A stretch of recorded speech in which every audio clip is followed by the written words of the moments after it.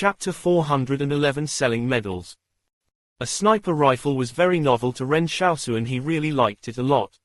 Otherwise, he would not have asked to learn about it from Yang Xiaojun. Although supernatural beings now existed in this era, they were still not powerful enough to ignore the power of a sniper rifle. Ren Xiaosu was unsure of what that black-tipped bullet was used for. After all, he did not have the chance to try it out and could only wait until he got into the wilderness to find out. At this moment, Zhang Xiaoman and the others were still drunk as they stumbled around the Chow Hall. Ren Xiaosu did not know whether to laugh or cry as he carried these people back to their barracks two at a time. Meanwhile, the troops at the forward operating base all watched in amazement as Ren Xiaosu made more than 60 trips between the Chow Hall and the barracks to carry everyone back. On the same day, news of Ren Xiaosu carrying his comrades back to their barracks became the talk of the forward operating base. In the evening, Zhang Xiaoman and the others were still drunk after waking up. But when they heard it was Ren Xiaosu who had carried them back, they quickly thanked him. "Xiaosu, thank you for bringing us back. We definitely won't drink that much again in the future. That was so embarrassing." However, Zhang Xiaoman realized Ren Xiaosu had turned unhappy. He heard Ren Xiaosu say, "Keep drinking. How can a man not have alcohol?" If they did not drink, where would he get all his gratitude tokens from? Before the drinking session, he only had a little over 800 gratitude tokens. But afterwards, he still had more than 500 gratitude tokens even after the new weapon was unlocked. Ren Xiaosu even wanted to tell Zhang Xiaoman that they should stop going into battle and just keep drinking every day if they could. After unlocking the sniper rifle, the palace issued another side quest for the third weapon. This time, it would require 10,000 gratitude tokens to unlock. Ren Xiaosu did not even know where he was going to get so many gratitude tokens from. Suddenly, Zhou Yinglong entered the barracks where the razor-sharp company was staying. When he detected the smell of alcohol in the barracks, he frowned. "Zhang Xiaoman, get up right now." Everyone from the razor-sharp company got out of bed and smartly stood at attention in 2 rows on either side of the walkway. Zhou Yinglong walked around and inspected them. "Look at how drunk you got. Do you know how to act like soldiers?" Zhang Xiaoman muttered, "We're all heroes. Aren't we being assigned a new mission in another 2 days?" Zhou Yinglong was so angry he laughed. "You aren't obeying the chain of command after drinking, eh? You have to add the word, sir, when you're speaking to me." Zhang Xiaoman was stunned for a moment before saying, "Sir, I'm a war hero." With a loud crash, Zhou Yinglong kicked Zhang Xiaoman to the floor. "You better sober up. Your razor-sharp company will be assigned a new mission tomorrow. Come and report to me after your head clears up." Upon hearing that there was a new mission, Zhang Xiaoman immediately got off the floor. "Battalion commander, what mission is it? Is it urgent?" "It's a covert op. Come and talk to me after you've sobered up." Zhou Yinglong left the barracks with his hands folded behind his back. The razor-sharp company's soldiers in the barracks all looked at one another. What was this covert op about? In the past, covert operations like these would never be given to the razor-sharp company. Although they could handle the tough battles and defeat strong foes, infiltration and ambushes were not exactly what they were best at. So these covert ops were always carried out by the reconnaissance battalion. The soldiers in the reconnaissance battalion were savage. Whenever combat competitions were held in the military, the top 10 places would almost always be taken by soldiers from the recon battalion. So why was the razor-sharp company suddenly assigned to a covert op? The next day, Zhang Xiaoman had a frown on his face after returning from Zhou Yinglong's place. He said to the soldiers of the razor-sharp company, "The main forces will be heading towards the Blackstone River in the north. Right across that river is Mount Wuchuan, where the Zong Consortium's defensive line is set up." "Then what about us?" Zhao Xiaochen asked. "We'll set off this afternoon and head to the front line at Mount Changwan and Beiwen River before crossing to the flank of the main battlefield. We're to destroy the bridge there to sever the supply lines east of the Zong Consortium. Then we're to join up with our main forces at Mount Wuchuan. We're only one company. Do they really expect us to infiltrate deep into the rear to sever the supply lines there? And we have to blow up the bridge too. The bridge there is heavily guarded by Zong Consortium troops." Zhao Xiaochen was shocked. "Battalion Commander Zhou thinks too highly of us, right?" "That's the order," Zhang Xiaoman said in a serious tone, "pack up your stuff. We set off at 1600 sharp. We must reach the Baiwen River in 7 days and blow up the Zong Consortium's bridge there. We have to make sure that our main forces arriving at Blackstone River won't have any worries of a rear attack. The Blackstone River and Baiwen River were in two completely different locations. Headquarters believed the potential price of breaking through at the Baiwen River was too costly, so they would rather build a pontoon bridge on the Blackstone River to attack the defensive line at Mount Wuchuan, as it was much safer than going to Baiwen River. The only thing they needed to worry about was that the enemies at Baiwen River might seize the opportunity to sneak attack the flanks of the main forces of Fortress 178 when the main battle broke out at the front line of Mount Wuchuan. Hence, they sent the Razor Sharp Company to cut off this route to prevent the Zong Consortium from being able to temporarily cross the Baiwen River. The only problem was that this operation was too difficult. It was akin to letting the Razor Sharp Company infiltrate deep behind enemy lines on their own. However, Zhou Yinglong said that the operation to blow up Baiwen Bridge had to be carried out in secret. There would be a predetermined time for the operation, so the fewer people carried out this operation, the better. At this moment, most of the people at the forward operating base did not know what strategy headquarters had drawn up. But all of a sudden, the Razor Sharp Company announced they were going out to head for a multi-day ruck. The group put on their field packs and carried their weapons and ran out of the forward operating base. Everyone thought the Razor Sharp Company would take at most 3 days to return from their training. But after a few days passed, they finally realized the Razor Sharp Company was not going to be coming back. The soldiers of the Razor Sharp Company trekking in the wilderness all had a new medal on their chests. The medals were engraved with the word, Sichuan, on them and were obtained by all soldiers who had participated in the Battle of Sichuan Village. Fu Rao mumbled as he walked, "Hey, Captain, how much do you think this medal can fetch?" Zhang Xiaoman gave it some thought and said, "This was the first true battle since our military started its campaign. Since the raid on Mount Donghua was against bandits, the Sichuan Village battle should hold a greater significance. Furthermore, there's only a few hundred of these medals in total, so I estimate that it can be sold for up to 10,000 yuan. That's not too bad." Fu Rao was overjoyed. "I'll sell it once we get back." Ren Xiaosu was stunned when he heard that. "Isn't this medal a symbol of honor? Are you all going to sell it just like that?" He pondered over how he thought the Razor Sharp Company had a strong sense of honor. "What's the big deal?" Zhang Xiaoman chuckled and said, "Even if we sell the medal to someone else, would that make us feel any less honorable? Our third-class citations still exist, so wouldn't it be better to exchange the medals for something more practical? Wouldn't it be nicer to use that 10,000 yuan to buy some lamb chops?" When they were given medals, their third-class unit citations that had been withheld previously were reinstated. However, all of this was carried out in secret, and they would probably have to wait until this operation was completed before the decoration ceremony would be made up to them. Ren Xiaosu thought to himself that these thugs from the Razor Sharp Company were too shameless. They would even sell their medals for money. Yet a company like this was so fierce and fearless when it came to combat. Chapter 412 Sniper. Curious, Ren Xiaosu asked, "What kinds of medals are the most valuable? And who buys them?" In Ren Xiaosu's opinion, who would be interested in these things other than soldiers in the military? There are loads of buyers who want them. Zhang Xiaoman said with a laugh, "Some of them are those who aspired to be soldiers but couldn't pass their physical, businessmen collectors in the fortress, or parents who buy them for their children as a coming-of-age gift. The entire Fortress 178 has a population of more than 2 million people, so don't underestimate their purchasing power."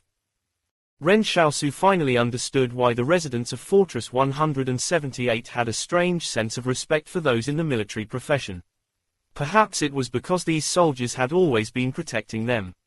Zhang Xiaoman continued, "However, some of the medals can't fetch a high price, like those that were given out to many soldiers, or the ones awarded for winning unimportant battles. Normally, families will only buy the medals that are worth a few hundred yuan for their children. But only the collectors are willing to seek out the kinds of medals like the ones we have. Sichuan Village was the opening battle of this war, and the number of people awarded with the medal isn't that many either, so there's definitely a much higher collection value to it. Then if our Razor Sharp Company achieved great things again in an individual battle, wouldn't we be awarded an even more valuable medal?" Ren Xiaosu asked. "But of course. Zhang Xiaoman chuckled and said, but how easy is it to do that? That would cost people their lives. Ren Xiaosu remained silent. The journey to Beiwen Bridge was a bumpy one. Along the way they passed by Sichuan village, where the fire had extinguished. The entirety of the ruins were covered in a hazy darkness, making it seem like a purgatory of monsters. Zhang Xiaoman looked at the town from afar and said, I wonder what the world was like before the cataclysm. Alright, stop watching. Everyone, go on alert. Who knows when we might stumble upon the enemy and end up in a battle. Sichuan village was located more than 200 kilometers away from Beiwen Bridge. They would have to enter a mountain range first before they could stealthily infiltrate Beiwen River from here. According to the intelligence reports, some of the Zong Consortium's combat troops were scattered through the mountain range as part of the concealed sentries and guerrillas. The razor-sharp company had to try to avoid them, not kill them. But if they could not avoid them, then whoever was braver would emerge victorious in battle. 2 hours after passing Sichuan village, the razor-sharp company arrived at the foot of a mountain. The mountain range here looked very odd, with the sunny side of the mountain covered in shrubs while the other side was the bare yellow body of the mountain itself. But at this moment, Ren Xiaosu suddenly crouched in pain with a frown. Right after, a loud crack came from the mountains. Zhang Xiaoman was startled. Everyone, scatter and take cover. There's a sniper. The difference between the sound of a sniper rifle and a normal rifle was enormous. So when the gunshot rang out, Zhang Xiaoman immediately reacted.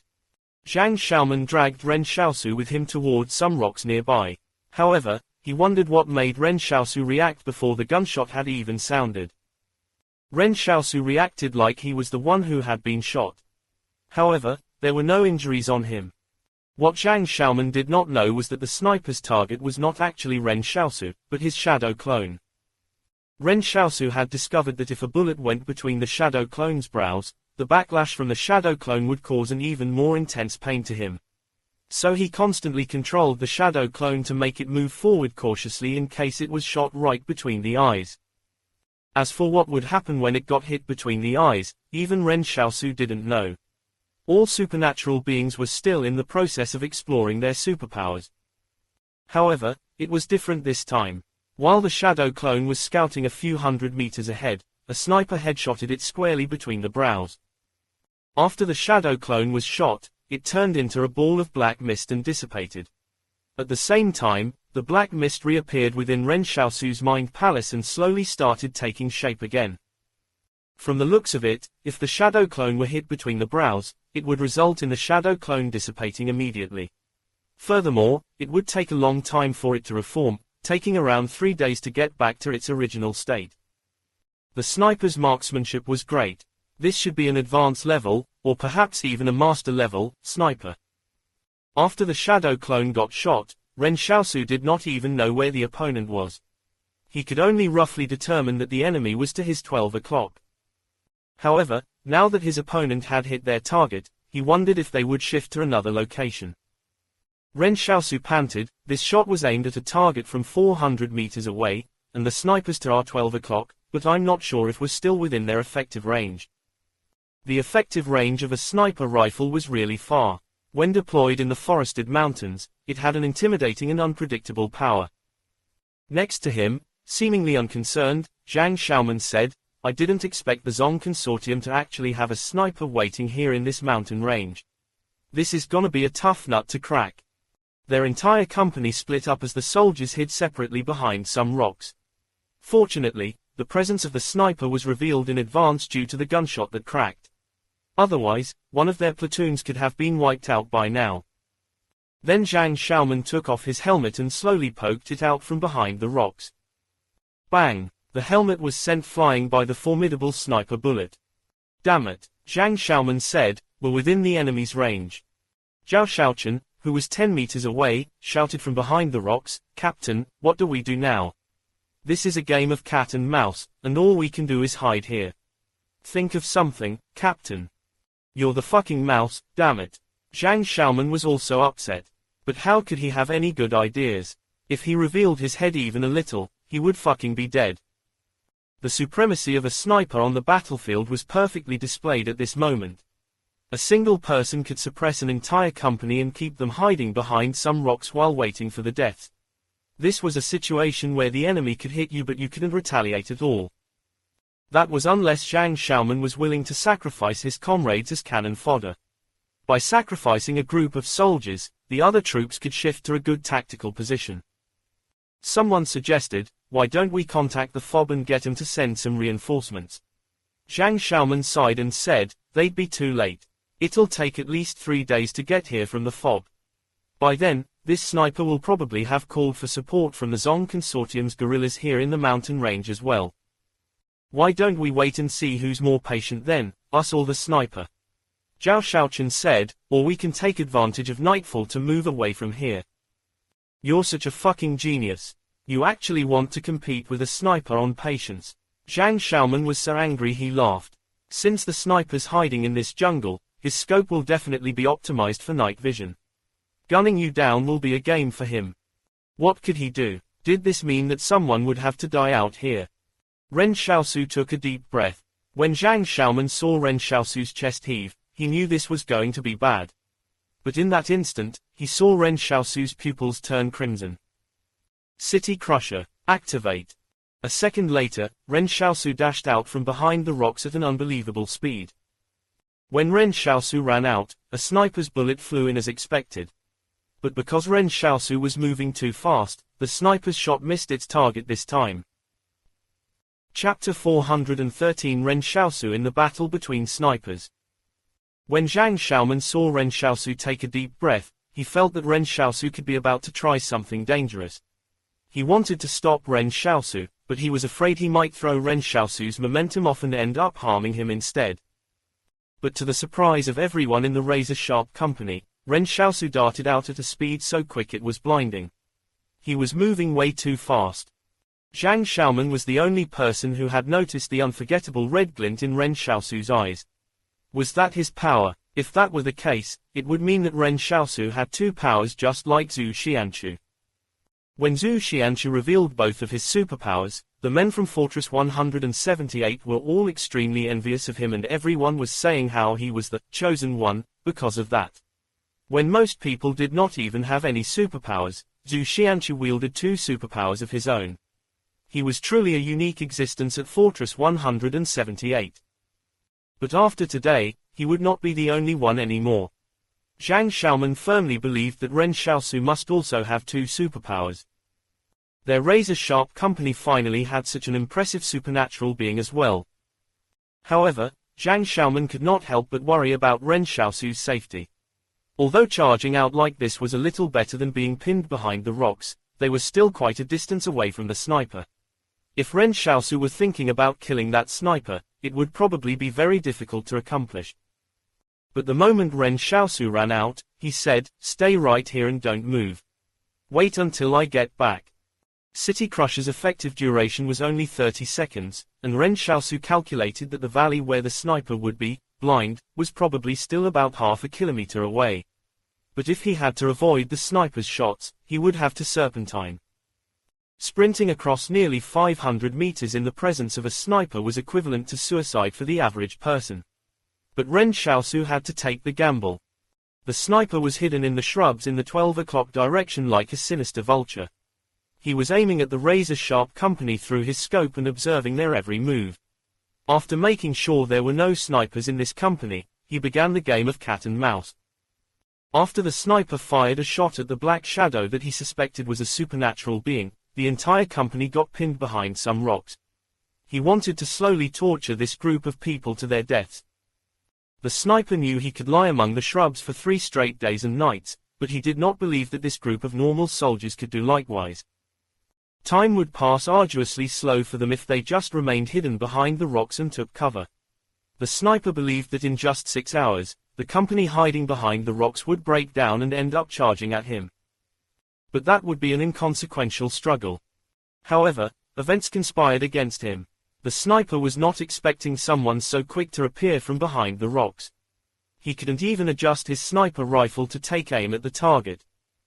That figure serpentined wildly into the open ground as the sniper tried to shoot him twice but failed in both attempts. Zhang Xiaoman and Zhao Shaochen were not the types to sit back and do nothing. Zhang Xiaoman shouted, Zhao Xiaochen, the sniper has a semi-automatic rifle. You only have one chance, protect Ren Xiaosu. Zhao Xiaochen did not utter a word. He understood what Zhang Xiaoman meant. He waited silently for a moment before he heard the crack of the sniper rifle. Then Zhao Xiaochen raised his mortar and loaded a shell into it. With a loud bang, the mortar round was lobbed at a specific angle towards a hillside to their 12 o'clock. Zhao Xiaochen did not know where exactly the sniper was. They only used that moment when the sniper fired his rifle at Ren Xiaosu to provide him some fire support. They did not think the shell would actually hit the enemy, but as long as they managed to disrupt him, that would be enough for Ren Xiaosu to safely get across the open terrain. Ren Xiaosu might be very fearsome, but their razor-sharp company was not useless. After the mortar blasted, no gunshots came from the sniper anymore. Zhao Xiaochen muttered, did we blast the enemy dead with that mortar attack? Fucking dream on, Zhang Xiaoman joked. If you can hit the enemy with a single shot, that'll be like Lu Yao falling in love with you. It's absolutely impossible. I'm already married. Why would you mention Lu Yao? Zhao Xiaochen countered, you're the one who's pining for her, right? Which man in Fortress 178 doesn't miss her? Zhang Xiaoman looked at Ren Xiaosu and saw he had successfully run to a blind spot where the sniper could not see him. So he said, let's remain safely hidden here and leave the rest to Ren Xiaosu. I believe he can take care of that sniper. Meanwhile, Ren Xiaosu was gasping for breath as he hid in the valley. The sniper had given him a lot of pressure, and if he had not activated City Crusher, he probably couldn't have dodged the enemy's bullets. Ren Xiaosu had only decided to run out from behind the rocks after carefully considering it. Previously, he and Yang Xiaojun had experimented to see if she could shoot him while he was moving at high speed. Of course, Yang Xiaojun would not really fire at him and only made a judgment call. If Ren Xiaosu did not activate City Crusher, Yang Xiaojun could shoot him with 100% certainty. But once he activated City Crusher, Yang Xiaojun's hit rate was reduced to 70%. At that time, Ren Xiaosu was still a little dejected. Even though he activated City Crusher, he could only reduce Yang Xiaojun's hit rate to 70%. But Yang Xiaojun remarked that it was because she was the one holding the rifle. If it were any other sniper, it would not be bad if they could have a 10% chance of gunning him down while he was in his City Crusher mode. Only. At that moment, Ren Xiaosu did not know what to say. However, this was the reason why Ren Xiaosu took the gamble. In the end, it seemed that Yang Xiaojun was not bragging when she said that. As expected, she was much stronger than most other snipers. As Ren Xiaosu steadied his breathing, he started thinking about something. The sniper had probably already shifted to another location. After the sniper's plan to pin down the company behind the rocks had failed, he would definitely have to engage in maneuver warfare. Ren Xiaosu had to find and finish off this enemy. Otherwise, if they were to be constantly followed by a sniper during their march, who knew when the razor-sharp company would meet with disaster? He crept in the shadows and headed to that mountain in the 12 o'clock direction in an attempt to find any tracks of the sniper. He had to be extremely cautious. If he were not careful, he might end up dead to his opponent's rifle. Ren Xiaosu plucked 2 shrubs and smeared the crushed-up leaves onto his face and clothes for camouflage. He suddenly remembered what Yang Xiaojun had said to him. When 2 snipers meet in the wilderness, whoever reveals themselves first will die. That's the rule for all snipers. Ren Xiaosu took out the black sniper rifle from the palace and muttered to himself, I should be considered a sniper too, right? So then, where would the sniper shift to after leaving that 12 o'clock position in the mountain range? Ren Xiaosu carried his sniper rifle and slipped into the mountains. This was going to be his first hunt as a sniper. Chapter 414 Setting up a counter-ambush. When Ren Xiaosu was learning about sniper rifles from Yang Xiaojun, she gained a rough understanding of Ren Xiaosu's current skill level. In her words, his advanced firearms proficiency was already beyond that of most other people in the world. However, snipers had always enjoyed a special status as the most outstanding marksman in the world. If anyone encountered one, they would have to take extreme caution. Ren Xiaosu knew well that it was dangerous for him to hunt down that sniper in the wilderness. That sniper's marksmanship was probably much better than his. But it did not matter. Ren Xiaosu was more adept at finding prey in the wilderness than his opponent was.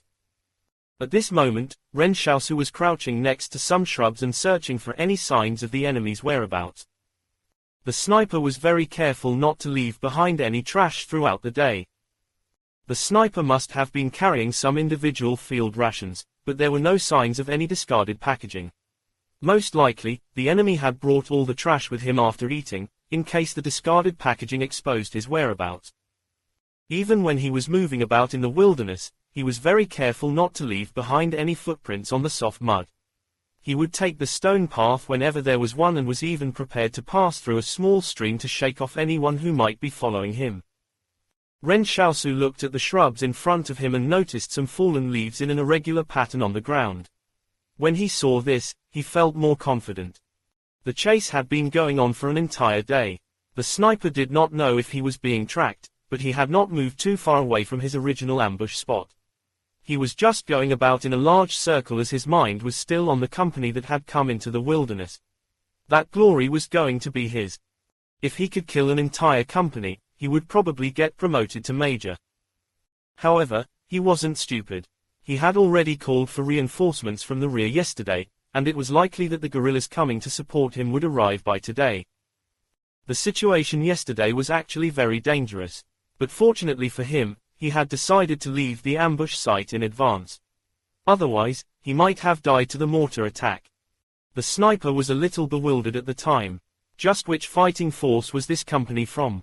How did that spontaneous mortar attack drop so accurately on the spot he had ambushed them from? But what was even scarier was that soldier who used pure speed to avoid his shots. Actually, he had subconsciously thought of the famous Zhu Xianchu from Fortress 178 when he first noticed that shadow clone through his scope. Even the bandits in the wilderness knew the shadow clone was Zhu Xianchu's symbol, so how could he not know? If he killed Zhu Xianchu, his promotion to major would almost be secured. A sniper was a special type of soldier. Although they knew supernatural beings were very strong, they also understood that supernatural beings could not withstand a sniper's bullet. As such, the sniper subconsciously started searching for Zhu Xianchu's presence in the group. But since he had never seen him before, he could not tell which person in the group was him. As such, the sniper decided to get rid of the shadow clone first. If he could not defeat the shadow clone, he would retreat. In the end, he successfully defeated the shadow clone, and this made him grow in confidence. So a supernatural being was nothing more than that. After getting rid of the shadow clone, he thought the entire company's fate was in his hands. However, reality forced him to wake up. Not everyone's dynamic visual acuity was as strong as Yang Xiaojun's, nor were their reflexes as fast as hers. So when Ren Xiaosu sprinted out from behind the rocks, even the sniper found it difficult to catch a glimpse of Ren Xiaosu's figure. He barely fired 3 shots, and all 3 shots missed. Then he quickly got up and left, entirely dropping the idea of engaging the enemy here. The sniper knew that this supernatural being was more powerful than he had imagined. He needed a better opportunity to strike. The sniper glanced at the sky. After delaying for a day, the guerrillas should be arriving very soon. But all of a sudden, a shriek came from the direction of Crow Pass. The sniper was lying within the shrubs and staying still, but when he heard the sound, he realized it was the guerrillas he had called for, and they had been attacked. What was going on? Why would the guerrillas get attacked at Crow Pass? He hesitated for a while but ultimately decided to head towards the site of the incident. But he immediately felt that something was off as soon as he got over the ridge and saw the situation at Crow Pass. The sniper quickly turned around and went back behind the ridge to hide. A loud bang sounded in the distance as a bullet hit the position he was standing in a moment earlier. It was a sniper. The enemy actually had a sniper too. But that couldn't be right. He had been observing the company for a long time and was very sure there were no snipers in that group. How could they possibly hide something as large as a sniper rifle? If the enemy forces had a sniper, he definitely would not have tried to ambush the entire razor-sharp company all by himself. And at this moment, the guerrillas coming through Crow Pass to provide support were all surrounded by red vines hidden under the shrubs. There were also strange plants next to them spitting out khaki-colored fruits at them. When the fruit hit their bodies, it was so forceful that it broke their bones. Anyone who got hit in the chest would find that their ribs cracked. Those who were injured would even spit out a mouthful of blood. The troops who arrived weren't small in number. The sniper had called in to report the situation and stated that the enemy was a full company. As such, the guerrillas sent out 2 companies to meet up with the sniper to provide support. However, this group that was attacked first had arrived earlier as they were closer in the vicinity. As they had thought that victory was already secured. Once the guerrillas arrived, they would definitely immediately finish off this unknown company from Fortress 178. But in the end, they did not even get to see the shadows of their enemy before this first guerrilla company suffered casualties to half their forces. The remaining half was still fighting the brambles in a frenzy as they tried to escape the area controlled by the monstrous plants. But Ren Xiaosu would not give them the chance to do so. After he threw a few grenades at them through the shadow door, Crow Pass turned silent again. The sniper who was hiding behind the ridge was drenched in cold sweat. Were those brambles some sort of superpower? There were actually 2 supernatural beings in that company. Moreover, the enemy seemed to have expected the arrival of these guerrillas and laid an ambush for them. And the true purpose of the attack on the guerrillas was to lure him out. Fortunately, he reacted quickly, or else he would have died to that gunshot. The enemy sniper's marksmanship might not be great, but he was sufficiently treacherous. The Zong Consortium sniper could no longer remain composed. He could not even determine how many enemies there were in these mountains and how many supernatural beings were among them. He picked up his radio and called back to the headquarters at Beiwen River. Poison Wolf to HQ, requesting assistance. Zhu Xianchu of Fortress 178 has been discovered. I repeat, Zhu Xianchu of Fortress 178 has been discovered, and there's also the presence of another unknown supernatural being. One of the guerrilla companies has already been attacked. Please provide further assistance. The sniper did not dare to be overconfident anymore. He mentioned Zhu Xianchu's name as he was hoping that the command center at Beiwen River would send more troops to finish off the enemy in this mountain range. Chapter 415 Regardless of method. Ren Xiaosu regretted that his shot missed. His marksmanship still was not good enough. Merely calculating the wind speed 0.1 seconds too late had allowed the enemy sniper to get away. The enemy sniper was also quite the ruthless person. Otherwise, he would not be wandering in the mountains alone. After Ren Xiaosu fired off his rifle, he moved off to another location. From the side of a hill, he quietly observed the brambles as the guerrillas battled them.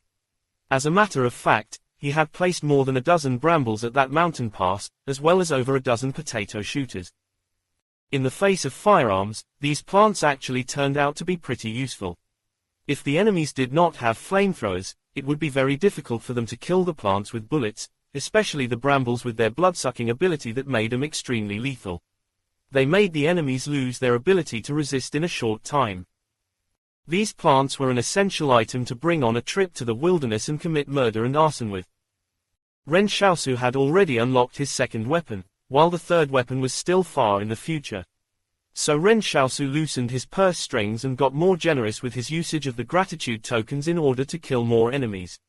After he got back, he would have to get Zhang Xiaoman and the others to help him earn back even more gratitude tokens. All in all, the benefits would be greater than the costs. In fact, only 20 gratitude tokens had been consumed in the destruction of this particular Zong Consortium company. When he led Zhang Xiaoman and the others to victory and headed back to base for their celebratory drinks, they could earn him a few hundred more gratitude tokens. Ren Xiaosu regretted that he didn't kill the Zong Consortium's sniper this time. But that was alright, he still had time to slowly toy with him. It was very difficult to advance under the cover of the shrubs on a hillside while staying crouched. The shrubs growing here were at most half the height of a full-grown person, so remaining crouching for an extended period hurt his back badly. If it were the average person who was pursuing the opponent, they would probably expose themselves to the sniper very quickly. However, Ren Xiaosu was not the average person. That afternoon, Ren Xiaosu continued tracking the enemy sniper and headed east along the mountain range. By evening, just as Ren Xiaosu couldn't determine whether he was heading in the right direction, he suddenly saw some hardtack crumbs on the ground. Hardtack was a standardized food item in military field rations.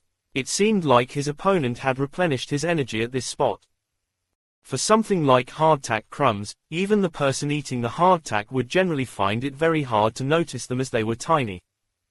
This was the right direction. Ren Xiaosu crouched within the shrubs and looked around.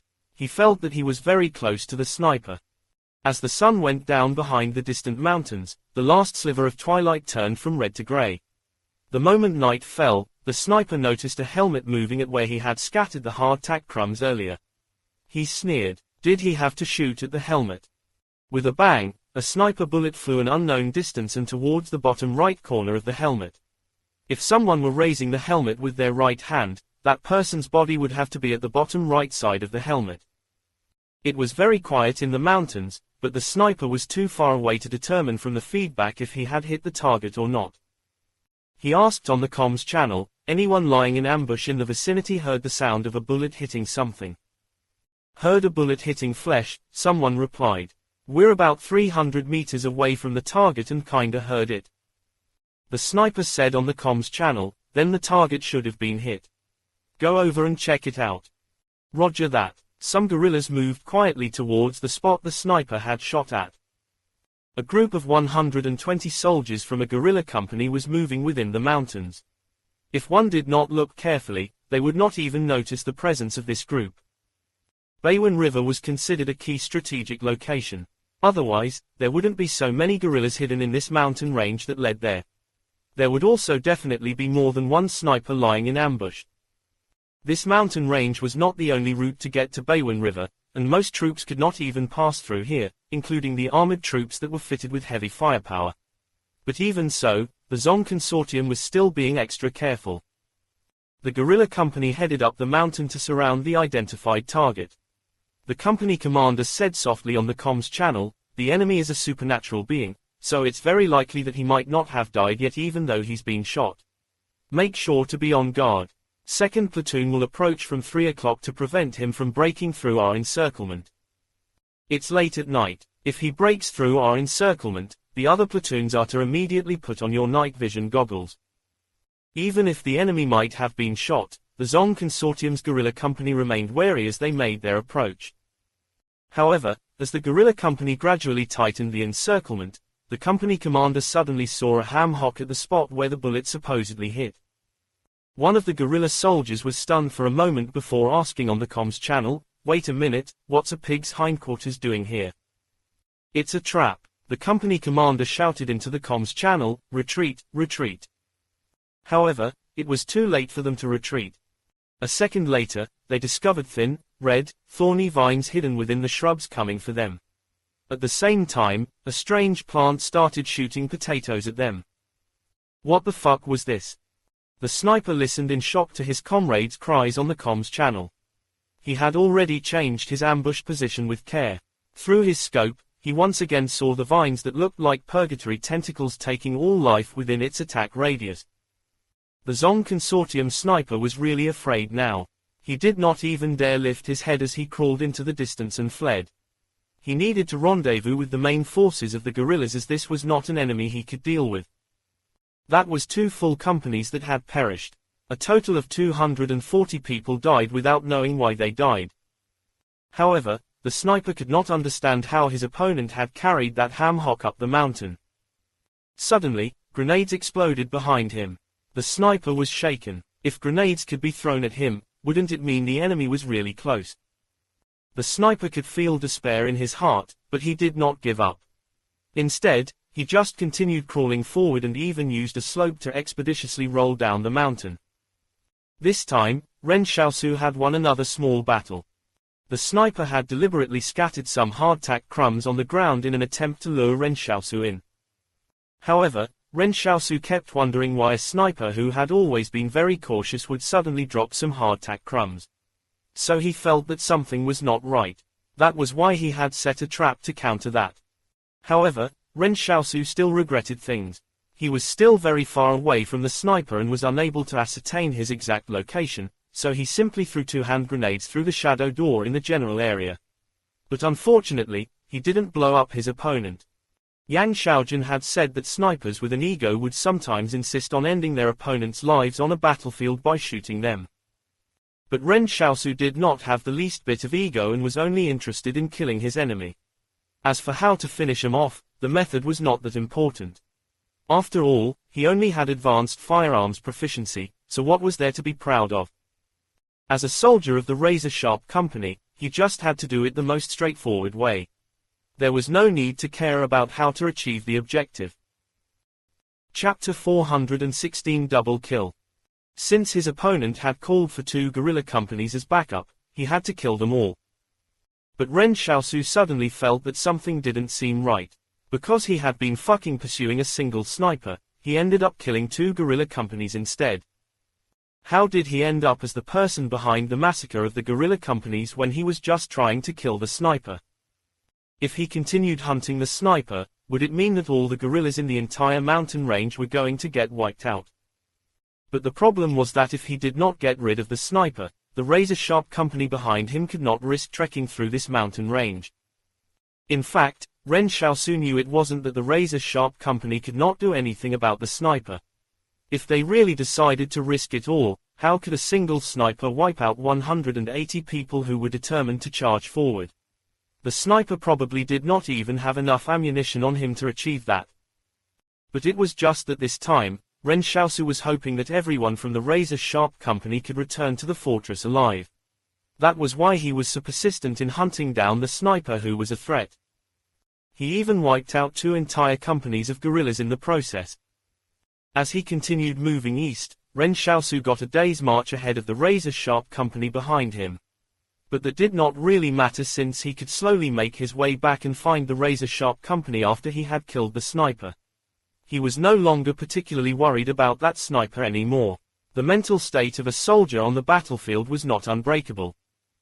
After the sniper had twice witnessed his comrades getting killed by the enormous brambles, he was on the verge of a mental breakdown. It was fortunate that he was a sniper, as having a strong mentality was always one of the key areas of training. As such, he could still keep his cool and continue fleeing. If a normal soldier had witnessed such a terrifying scene, they would be terrified. Many people who have not been in battle before would think there was no reason to be afraid of death. Even if their comrades were all dead, they would still fight to the bitter end. But in fact, when they saw their comrades dying one after another next to them, the fear of an unknown death approaching would suddenly envelop them and devour all of those heroic words. They would not even have the ability to think properly. This was what war was all about. So the mental fortitude of recruits was completely different from that of veterans who had been in battle before. Ren Xiaosu carefully followed the sniper. Even though he knew well that the sniper had already lost his will to resist, he was definitely not the only enemy hiding in this mountain range. After rolling down the slope, the sniper did not even care to check for cuts or fractures and just fled to the eastern base as quickly as he could. The sniper rifle he was carrying in his hands felt particularly heavy as well. The Zong Consortium sniper kept thinking about how to resolve his current predicament. He would definitely get summoned to a court-martial after he returned. He was the one who had called for reinforcements, and headquarters sent him 2 companies of guerrillas as requested. However, the guerrilla companies both encountered ambushes one after the other while he escaped alive. The military police would probably take him away to be interrogated once he returned to the military base to see if he might be a spy. To be honest, not even some spies could achieve what he did on the battlefield to such great effect. Even if the military police ended up discharging suspicions of him being a spy, he would still end up a target for criticism for dereliction of duty. His bright future was definitely gone. It was all over the moment he opened fire on that shadow. The sniper froze. While he was thinking about his situation, he seemed to have wandered into a clearing. This was a sniper's taboo. Even though the clearing only measured a short 5 meters in size. The sniper suddenly accelerated and bounded into the shrubs in front of him. But then he noticed a flash of light in the distance in his peripheral vision. The Zong Consortium sniper's heart sank. He felt a bullet passing through his abdomen, and the tremendous kinetic energy of the bullet surged through his body as his heart and lungs were torn to pieces. This was the power of a sniper rifle. It could kill people in an instant without needing to strike them in the head. But another sniper rifle boomed as well. Before the Zong Consortium sniper died, he showed a mysterious smile on his face. That was because he felt that someone would probably be taking revenge for him. Another sniper from the Zong Consortium had already arrived on the battlefield and confirmed Ren Xiaosu's position when he fired that shot just now. This was an arrangement he made with the other sniper. He would act as the bait to atone for his mistakes and deliberately walk into a clearing to lure the sniper from Fortress 178 into shooting him. As far as he could tell, his opponent's marksmanship was not that good. So he might still be able to survive if he moved quickly enough. This way, he wouldn't have to be summoned to court-martial when he got back to the stronghold. He was gambling. As long as they could finish off that sniper from Fortress 178, they would win the bet. The sniper was so strong mentally that he was still thinking about how to fight back even though he had already caused the deaths of 240 of his comrades. Unfortunately, the plan just barely failed. A few moments ago, Ren Xiaosu decisively pulled the trigger from his ambush point when he saw the Zong Consortium sniper exposing himself in the clearing. At the same time, the other sniper in the distant mountain also pulled his trigger. However, Ren Xiaosu had become really cautious now. He could not afford to be careless anymore after being given the lessons that others had sacrificed their lives to teach. Ren Xiaosu's position was exposed after he pulled the trigger, so he quickly grabbed his rifle and threw himself to the ground to his right from his initial crouching position. A sniper bullet grazed the skin on the outside of his left thigh and hit the dirt behind him. Ren Xiaosu could feel a burning sensation on his thigh. Even though the bullet had only grazed his skin, it tore through a fair bit of the muscle fibers in his left leg as well. But Ren Xiaosu had no time to care about that. Ever since he started using the steam locomotive and shadow clone, he had experienced so much pain that his nerves were now as tough as steel. Ren Xiaosu did not pause after falling to his right. Instead, he activated City Crusher once again and started a mad dash forward. The sniper continued firing shots at him. However, none of the bullets were able to hit the speedy Ren Xiaosu from a distance of over 1,000 meters. 1 shot, 2 shots, 3 shots. Ren Xiaosu kept his head on a swivel for the muzzle flashes in the distance as he ran. When watching for a sniper, you should not depend on the sound of the shots since light travels much faster. All of a sudden, he came to a stop and crouched like a statue. Then he raised his sniper rifle and took aim. Yang Xiaojun had told him before that there was no need to be afraid when a sniper fired off a few shots in succession. When a sniper was forced to keep shooting at a fast-moving target, they could no longer aim their shots accurately at a target from over 1,000 meters away by the 4th shot, because they had to adjust for the recoil. Ren Xiaosu knew well that the chance of survival he fought for would only last for a brief moment. As he inhaled, Ren Xiaosu heard only the sound of his own breathing around him. Yang Xiaojun said that upon pulling the trigger, the heart rate, body temperature, sweat glands, and all other parts of the body should serve the will. In that moment, you could only dominate others by dominating yourself first. Due to the hot and blazing afternoon sun, the crushed leaves Ren Xiaosu applied on his face had dried up. After he pulled the trigger, a pink mist erupted in the mountains in the distance. The mist seemed to form a rainbow in the shining sunlight. Chapter 417 Comrades Who Shelter and Protect. After Ren Xiaosu pulled the trigger and shot his enemy, he did not let his guard down. Instead, he turned around and ran into the wilderness behind him. No one stipulated that there could only be 2 Zong Consortium snipers here in the mountain range. Who knew if there were actually 3 of them? At this moment, the wound on his outer left thigh that was grazed by the sniper's bullet was still bleeding profusely. He had to limp along. It was not that he could not endure the pain, but that his left leg was a little weak now since the muscle fibers were torn. No matter how strong his willpower was, he could not mend the muscle fibers in an instant. So it was still those same words. The most dangerous moment when walking a tightrope was always the last 3 steps. Only those who could finish those 3 steps would be qualified to walk on a tightrope. Ren Xiaosu had already exhausted quite a bit of his energy in this battle. Whether it be ambushing the guerrilla companies or outwitting the snipers, he had not encountered so many twists and turns before. In reality, his enemy was not an elite sniper. In Yang Xiaojun's words, there were no elite snipers in the entire Northwest, and none of them were a match for her. Besides, Ren Xiaosu was also not a schemer. He had only ever learned how to fight and hunt. In the past, his targets had always been mindless animals. But this time, he was hunting down someone who had a mind of their own. If a true hunter were here, they would probably have scoffed at Ren Xiaosu's effort. For example, should he have risked his life after the enemy's third shot, should he have pursued the enemy this far, or did he actually have a chance to kill that sniper but didn't realize it? If Yang Xiaojun were present, she would probably think those snipers were extremely stupid and bad shots. But no matter what, Ren Xiaosu was still making progress and learning from his experiences. The deaths of his enemies were more important than anything else. Ren Xiaosu hid in the bushes behind the mountain ridge for a long time. He wanted to see if there would be a third sniper out there and how the Zong Consortium's guerrillas would react. After all, 2 snipers and 2 companies of guerrillas had perished here, so they couldn't possibly allow Ren Xiaosu and the others to get arrogant. But it was also possible that the guerrillas would simply give up on defending the Beiwen River when they saw their enemies were not to be trifled with. That was also a possibility, but it still depended mainly on how their opponent chose to react. After waiting for a long time, Ren Xiaosu did not see any more guerrillas getting sent here. It was as though they had given up on defending this mountain range. After some thought, Ren Xiaosu decided to head back and join up with the razor-sharp company first. He wondered what it was like at the rear now after he had been out here hunting the enemy for almost 2 days. All of a sudden, he saw a large number of troops heading straight for him from the north. Ren Xiaosu was shocked to discover they had not fucking given up on the mountain range yet. Instead, they had been taking some time to gather the troops to send a regiment directly into the mountain range. They were planning to wipe out their enemies in these mountains. They intended to surround him. He had overplayed his hand.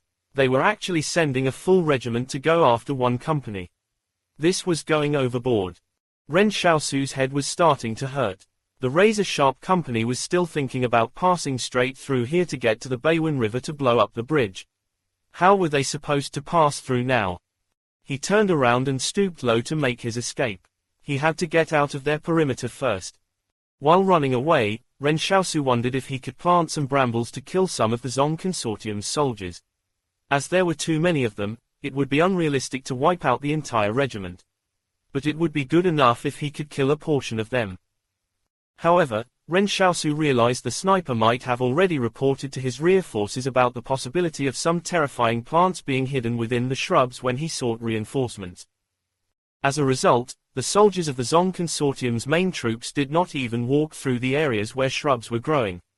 They traversed the shady side of the slope where there was no vegetation while remaining extremely cautious. Moreover, Ren Xiaosu had noticed that some of the Zong Consortium's soldiers were even carrying flamethrowers. With these around, the brambles would be rendered useless. A fire could wipe them all out. Even plants had their natural enemies. When he saw this, Ren Xiaosu thought he did not want to create any unnecessary trouble. So he ran all the way back to the other end of the mountain while limping. The Zong Consortium's commander at the Beiwen River seemed to be really outraged by all of this. He seemed extremely determined to kill Ren Xiaosu no matter what.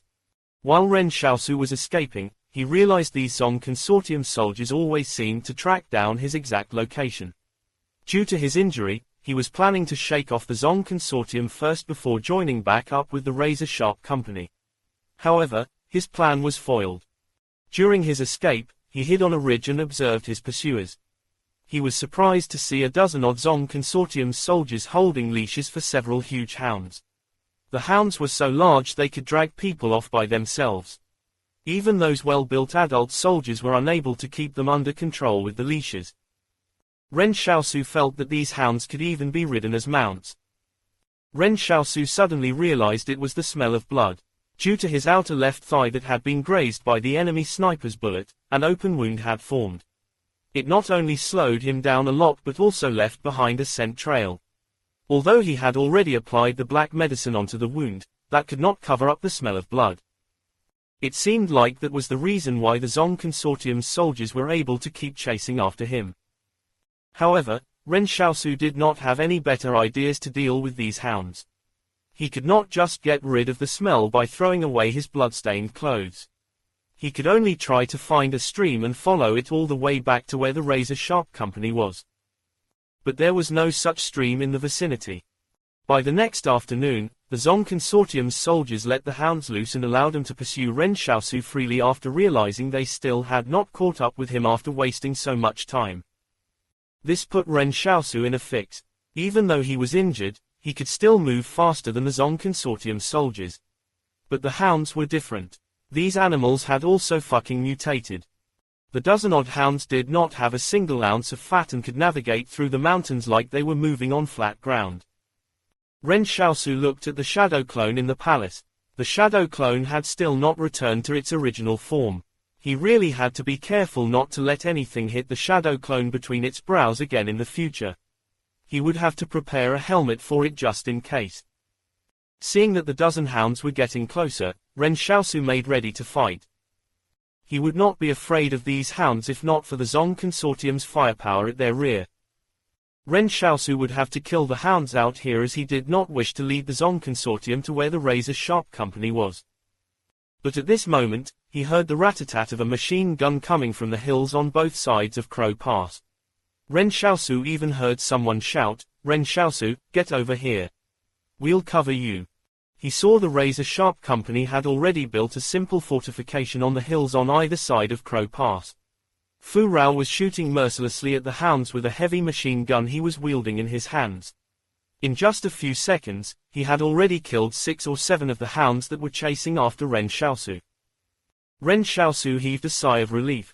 Was this what it felt like to have the support of comrades?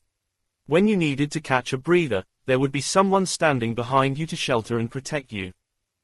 What are you still standing there for? Get over here. Why are there so many fucking hounds chasing after you? Ren Xiaosu, how many enemies are pursuing you? Zhang Xiaoman lamented, where did you go? Chapter 418 A Triumph. After he limped up the hill, Ren Xiaosu hid behind the fortifications while panting. He said with a smile, I killed the sniper. There were actually 2 of them out there. Oh, I also wiped out 2 guerrilla companies. Zhang Xiaoman chuckled and said, stop bragging. But when he saw over 1,000 Zong Consortium soldiers pursuing behind the hounds, he immediately stopped laughing. Did you really single-handedly kill 2 companies of guerrillas and 2 snipers as well? The members of the razor-sharp company were used to bragging all the time. So when Ren Xiaosu told them this shocking news, everyone thought that Ren Xiaosu was just boasting. Ren Xiaosu said, there are many more pursuers. We should retreat immediately. That won't do. Zhang Xiaoman laughed. Since you're so fearsome, surely our razor-sharp company can't hold you back, right? No matter how many enemies come today, we'll wipe them all out. Ren Xiaosu realized that Zhang Xiaoman and his men had prepared extensively here. It looked like they were fully ready to spring this ambush. Captain, Zhao Shaochen suddenly said as he looked out into the distance, I think we better retreat. Zhang Xiaoman gazed at the large number of Zong Consortium soldiers in the distance. As they were still very far away, the soldiers looked just like ants. Zhang Xiaoman realized the Zong Consortium would not have sent so many soldiers to eliminate their enemies in the mountains if Ren Xiaosu had just been talking big. It looked like they were extremely determined to annihilate the advance guard of Fortress 178. Ren Xiaosu asked, why did y'all choose to set up the ambush here? Zhang Xiaoman replied, we were worried the situation would blow up and you would end up being pursued by the enemy, so we set up an ambush here with the intent of coming to your aid. But who would have thought the situation would get this serious? That's right. Zhao Shaochen said, we were thinking that it would be great if you could kill the sniper.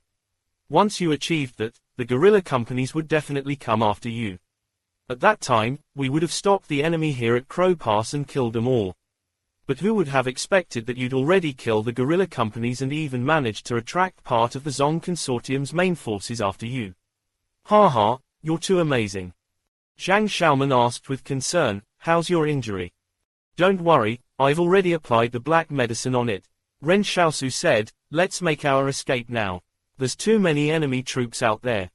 By this point, Fu Rao and the others had taken care of all the hounds. The razor-sharp company definitely couldn't handle so many Zong Consortium soldiers. So fleeing was their best option. However, Zhang Xiaoman changed his mind again and said, then what are we still hesitating for?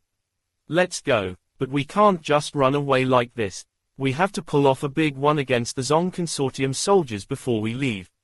Zhao Shaochen, set your mortars up. Everyone, get ready and prepare for battle. Ren Xiaosu frowned. But there's too many enemies. Zhang Xiaoman said in seriousness, do you think they'll be carrying heavy weapons? They're just guerrillas, while mechanized infantry can't enter these mountains. So we're assured of victory since we're fighting them from high ground. They've already heard our machine guns. They won't charge up just to die, right? Ren Xiaosu asked. Can't you see that the commanding officer of those troops has already allowed emotion to rule his head?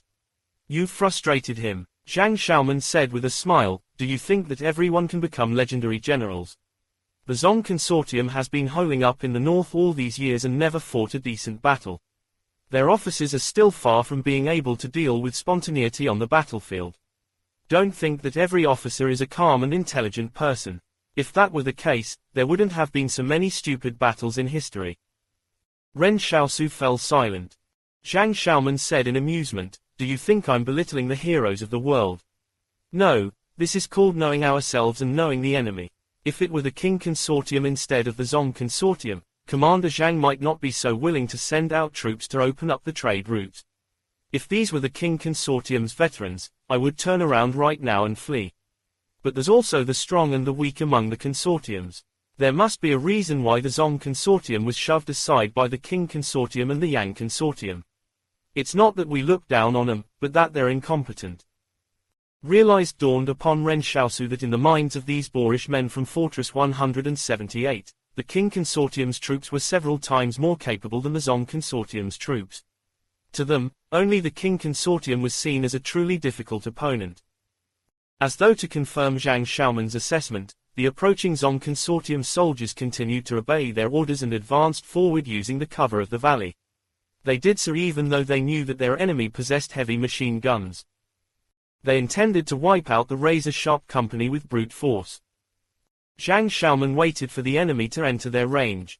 Once they did, he immediately issued the order to fire. Together with Zhao Shaochen's 6 mortar units, they mercilessly bombarded the Zong Consortium troops. Although it was only a single attack wave, they nearly wiped out one of the Zong Consortium's companies that came charging towards them. Only then was the enemy jolted awake. The Zong Consortium troops retreated like the tide. At this moment, Zhang Xiaoman got up and packed his belongings. Let's quickly leave this place.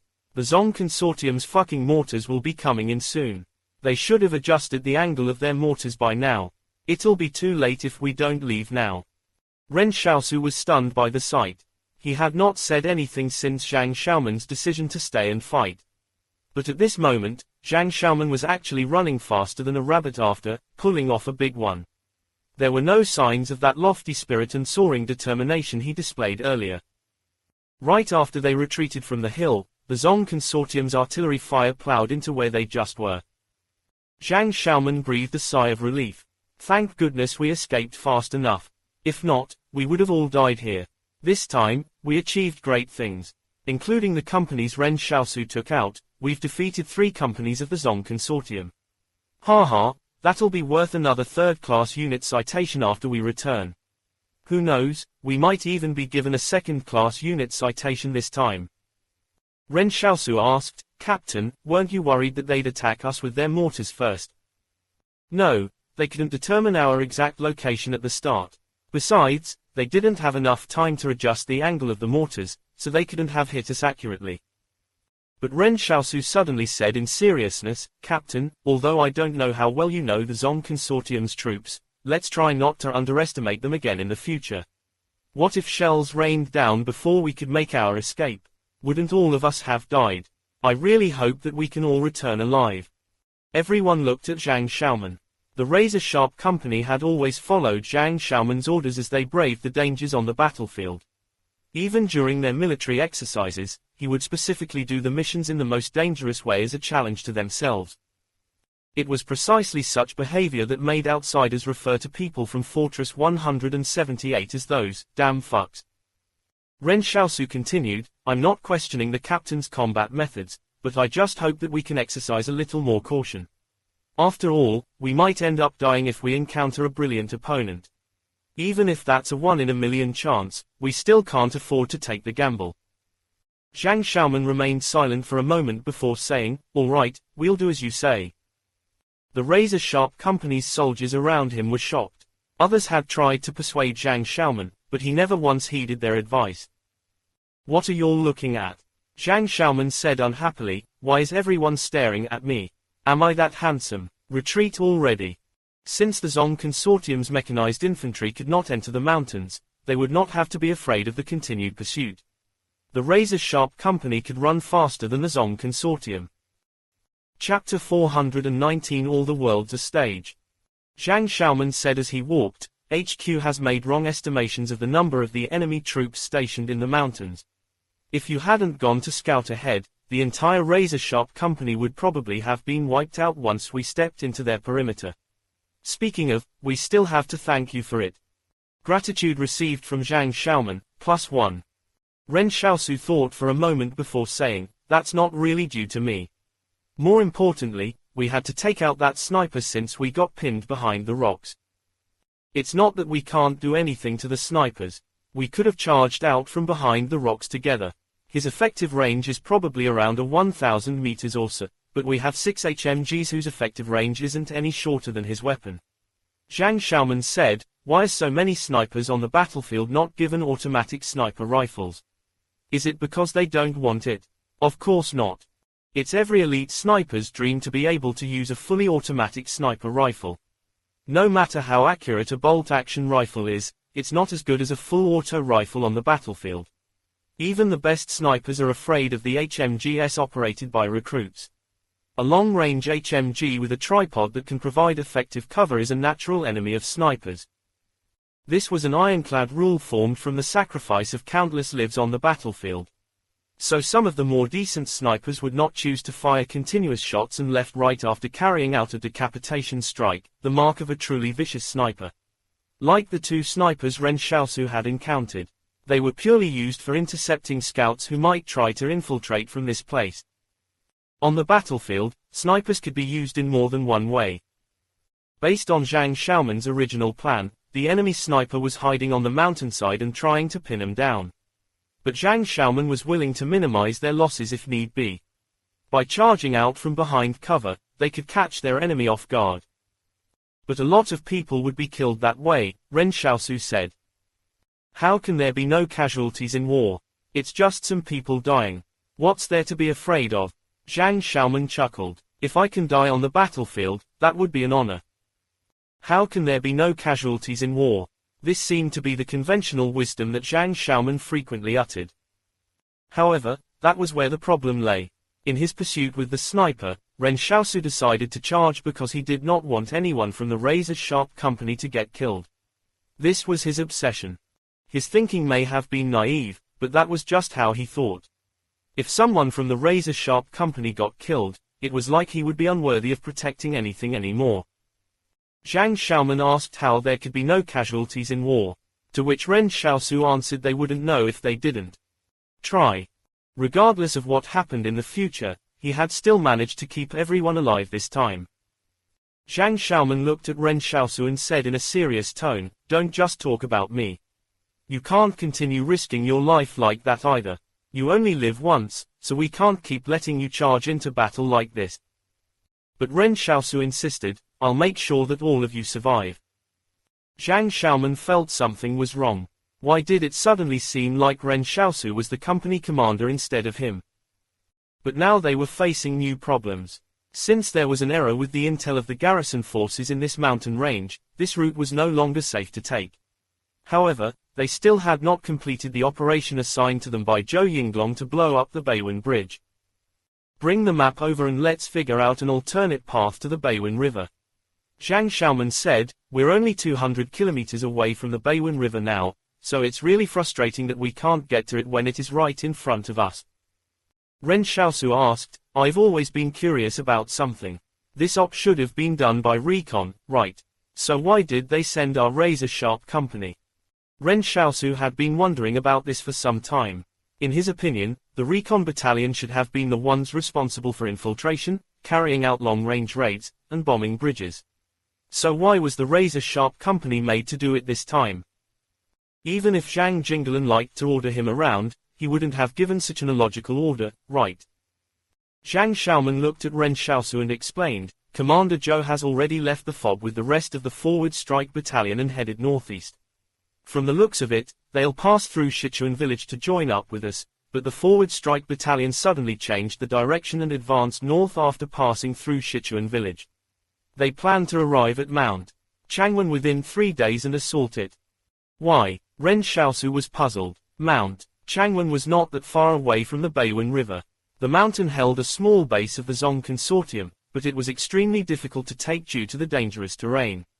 It could be regarded as an anchor in the vicinity of the Beiwen River, and the two locations had always closely supported each other. The Forward Strike Battalion and Razor Sharp Company have always been the advance guard of Fortress 178. The entire Forward Strike Battalion's march to the east is to create the false impression that Fortress 178's main forces are attacking the east. In that way, we can buy some time to build a pontoon bridge on the Blackstone River, Zhang Xiaoman said. Ren Xiaosu finally understood, be it the Razor Sharp Company's operation to bomb the Beiwen Bridge, or the Forward Strike Battalion attacking Mount Changwon, all of it was a feint to cover up the true strategy. They just had to play their part well on this grand stage. Ren Xiaosu suddenly thought of something. Did any of you see Zhu Xianchu at the FOB? Old Zhu, Zhang Xiaoman wondered. I don't think I saw him. He could still be stationed back at the fortress. After all, our military presence at the fortress is rather low now, so it's essential to keep some of our main forces garrisoned at the fortress. Ren Xiaosu got lost in thought. Would someone like Zhu Xianchu, who could make significant contributions on the front, be made to defend Fortress 178? He felt that Zhu Xianchu had been assigned on a different mission. At this moment, the radioman came running over carrying the radio set on his back and said, Captain, the battalion commander would like to speak to you. When Zhang Xiaoman answered the call, he heard Zhou Yinglong ask, what's the situation over there now? Zhang Xiaoman reported, there's a large number of Zong troops garrisoned within the mountain range leading towards the Beiwen River. We're trying to find alternate routes to pass through it and assessing whether there's a possibility of blowing up the Beiwen Bridge. Zhou Yinglong asked, were there any direct confrontations with them? You can say so. Zhang Xiaoman said, Ren Xiaosu killed 2 of the guerrilla companies. We also laid an ambush and killed another of their companies, so they're just currently blind firing mortars at us. How about it, Battalion Commander? We ain't embarrassed you. Yeah. Maggot, don't you fucking get cocky. Zhou Yinglong was so angry he laughed. Before our troops here could even get close to Mount Changwon, the scouts reported back to us that Mount Changwon sent out reinforcements to the Beiwen River. After your attack there, the Zong Consortium probably thought our main forces were deployed to the Beiwen River. Let's see how you shits are going to complete the op now. Zhang Xiaoman was stunned before turning anxious. Battalion Commander, you should quickly start your attack on Mount Changwon to lure the troops back there. How the fuck am I supposed to lure them back? Zhou Yinglong snapped. We still have 2 days before we can get to Mount Changwon, but thanks to y'all, we should have an easier time in our attack on Mount Changwon. Zhang Xiaoman turned bitter. Orders were not to be taken lightly. Regardless of the situation, their objective was still to blow up the Beiwen Bridge. How were they supposed to launch their attack there now that enemy troops were concentrated at the Beiwen Bridge? I'm sorry, Ren Xiaosu apologized as he glanced at the radio that was still transmitting. It was all because of me that y'all are in this dilemma. Give all the TNT to me, I'll go and blow up the Beiwen Bridge by myself. Zhang Xiaoman winked at him and said, are you apologizing because you've wiped out 2 of the guerrilla companies and killed 2 snipers as well? Matter of fact, without you, we'd have been surrounded by a regiment of the enemy. It's okay, we'll die together at worst. For the honor of Fortress 178, it's totally worth it. Zhou Yinglong had yet to stop transmitting. He roared, who are you putting on an act for when I haven't even hung up yet? What about dying together? Don't you feel embarrassed putting on such a heroic act? Quit acting already. Y'all will rest for the next 2 days. Once we attack Mount Changwon and attract the troops back here, y'all will launch a breakthrough on the Beiwen River. Chapter 420 Arrival of the King Consortium. The Razor Sharp Company suddenly found themselves with a lot of time on their hands. They had never been this free before, even when holding at the forward operating base. During that time, they still had to carry on with their physical and field training regimens. But right now, all they had to do was wait here quietly. Ren Xiaosu and Zhang Xiaoman had put on an act for Zhou Yinglong because they knew that it would be impossible to blow up the Beiwen Bridge if Mount Changwen had sent reinforcements to the Beiwen River. No matter how capable their company was, they could not possibly fight against thousands of people with only 184 of them. Not even Ren Xiaosu could do that. Besides, they did not have that much ammunition to handle all those enemies either. As for Zhou Yinglong, he was not a rigid person. He knew the razor-sharp company had done good enough. One company annihilating 3 companies of the Zong Consortium's combat troops without suffering any injuries themselves was something unheard of in the entire military. Therefore, he ordered the razor-sharp company to find a safe place and regroup. The razor-sharp company would only continue advancing to break through at the Beiwen River after the forward strike battalion drew the firepower of Mount Changwen. Even though the razor-sharp company had gotten very far away from the mountain range, they still did not dare to set up a campfire. If the enemy's scouts discovered them and used their firepower to attack them, they would surely suffer heavy casualties. Zhang Xiaoman smiled mysteriously. He took out a small, silver flask and winked at the others. "Since we have nothing better to do, shall we all drink a little?" Ren Xiaosu was stunned. He had not expected Zhang Xiaoman to be so bold as to bring alcohol to the battlefield. "Are you crazy? You can't drink now. We're in battle." This time, it was Zhang Xiaoman's turn to be stunned. Everyone would usually share the alcohol after he took it out, and that was that. But with Ren Xiaosu around, it was like someone was supervising them. Zhang Xiaoman got upset. "I'm the company commander." "Then go ahead and drink." Ren Xiaosu paused. "If you take even a sip, I'll report you to the disciplinary committee." Zhang Xiaoman was speechless. "We really can't drink right now," Ren Xiaosu said earnestly. "We don't know when a bullet will come flying on the battlefield. Can you react in time if that happens?" Ren Xiaosu didn't mind Zhang Xiaoman and the others drinking, but now was definitely not the time. He hoped to keep everyone in the razor-sharp company alive, so he could not afford to let things go wrong. As they conversed, Ren Xiaosu snatched the flask from Zhang Xiaoman's hands and stored it into his palace. "I'll keep it for you for the time being." Then Ren Xiaosu went to relieve himself. Someone laughed and said, "Ren Xiaosu behaves more like our company." Someone else elbowed Zhang Xiaoman and said softly in a cheerful voice, "Captain, you lost your temper if we didn't let you drink. Why were you so submissive this time? It's not like I can fucking beat him, can I?" Zhang Xiaoman snapped. "And what do you know? Have you forgotten who he is? He's Ren Xiaosu, the one commander Zhang assigned to the razor-sharp company." "So what? What do you mean, so what?" Zhang Xiaoman stared with eyes wide and said, "By assigning him to the razor-sharp company, it's to show the entire army that he's qualified to be the next commander. Seeing how fearsome Ren Xiaosu is, he will definitely survive until the end of the war. Even if you say he's the heir of Fortress 178, that wouldn't be an exaggeration. Never mind that we used to pick on him. Now that we've realized how qualified he is, we have to accept it, understand?" Everyone pondered that and found it quite reasonable. These gruff men from the northwest might be a wild bunch, but they were still sensible. The other fighting forces of Fortress 178 might not be convinced by Ren Xiaosu yet, but their razor-sharp company had accepted him already. Zhang Xiaoman already regarded Ren Xiaosu as the next commander. Why else would he show such humility to him? "To be honest, I admire Ren Xiaosu from the bottom of my heart." Zhao Shaochen said, "He doesn't seem to have any problems except for being fond of people thanking him. It's no big deal saying thanks." Zhang Xiaoman chuckled and said, "In this era, we should be happy that our lives can be saved in exchange for saying thank you. Since he likes to hear people thank him, let's just thank him more." Ren Xiaosu came back from relieving himself. When he heard the discussion, he sat down right next to Zhang Xiaoman. "Then what are you waiting for? Why don't we start now?" Zhang Xiaoman was speechless. Then, Fu Rao, who was in charge of nighttime surveillance, shouted on the communications channel, "This is bad. Something terrible has happened. There's a large number of troops headed here from the south. They look like an independent regiment." Zhang Xiaoman immediately got up.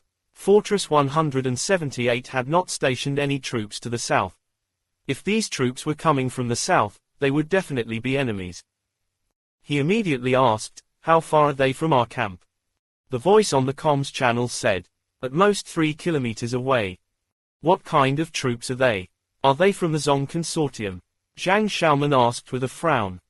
"No, their logo is that of a white ginkgo leaf." Fu Rao said, "It's the Qing Consortium's mechanized infantry." The Qing Consortium. Everyone was confused. Shouldn't the Qing Consortium and the Yang Consortium be fighting to the death in the south? Why would they suddenly have the strength to come and join the northern battlefield?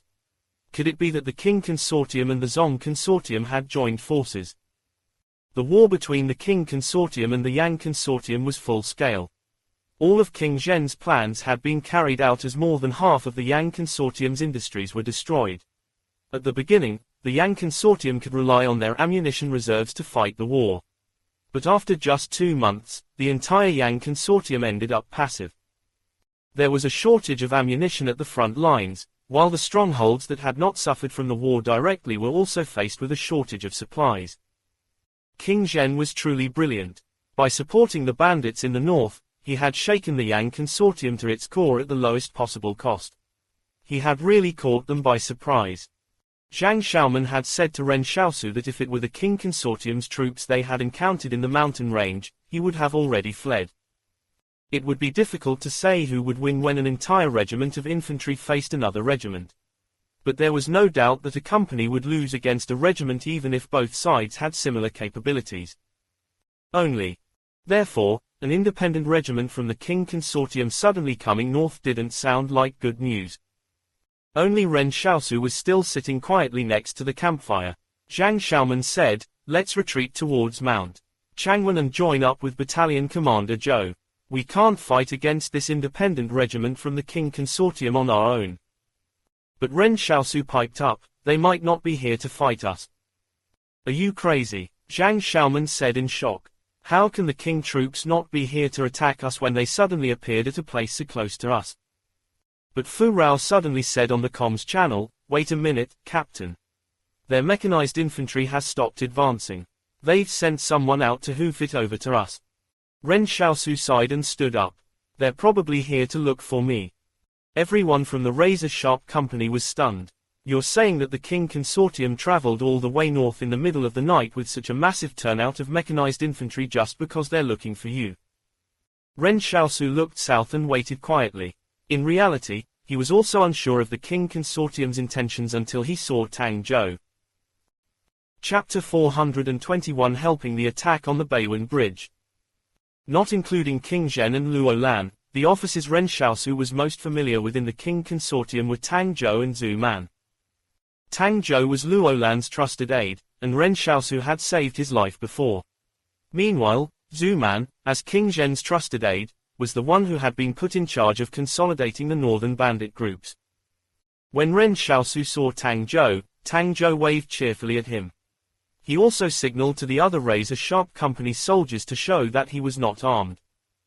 Ren Xiaosu said with a smile, "You're really quite bold to come over here without any weapons. What's the point of carrying a weapon?" Tang Zhou also smiled and replied, "There are so many people here, and with you around, I'd still end up dead even if I had a weapon on me." Zhang Xiaoman and the others watched quietly from the sidelines. They realized that Ren Xiaosu seemed to be very familiar with this person from the Qing Consortium. Moreover, the way this Qing officer spoke also suggested he understood Ren Xiaosu very well and knew how fearsome he was. "Isn't your Qing Consortium fighting a war in the south? Why have you suddenly come up here to the north?" Ren Xiaosu asked. The soldiers of the razor-sharp company perked their ears up and listened. This was what they were most concerned about as well. Tang Zhou said, "Boss Luo has received intel from his spy in the Zong Consortium. He knows you just won a battle against the Zong Consortium in the mountain range, so he sent me here to look for you."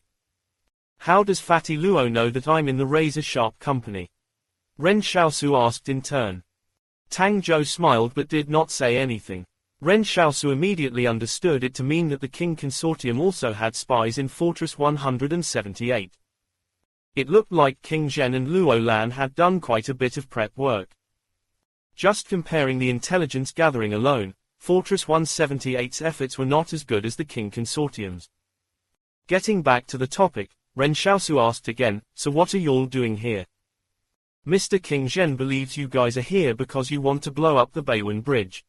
However, he said that there's more garrison troops stationed here than you think. He was worried that something would happen to you, so he sent us here to help, Tang Zhou said. Zhang Xiaoman felt a tingling sensation. When Ren Xiaosu went to war, he could even get outside support. What was the relationship between Ren Xiaosu and the King Consortium?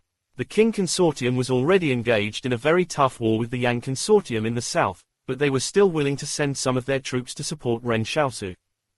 Importantly, it was the King Consortium's mechanized infantry that had come this time. They were a force that would come in handy if they were placed on the other front. Tang Zhou added, Boss Luo mentioned he wanted to send you a nice present to congratulate you on moving to your new home once you settled down at Mount Kushui. However, he didn't expect that things would turn out this way. When Ren Xiaosu heard this, he felt a sharp pain in his heart. He took a deep breath and said, and Boss Luo wanted me to ask you something on his behalf. Tang Zhou took a look at Ren Xiaosu's face and asked, if he says that he didn't know anything about Zong Cheng's attack on you, would you believe him?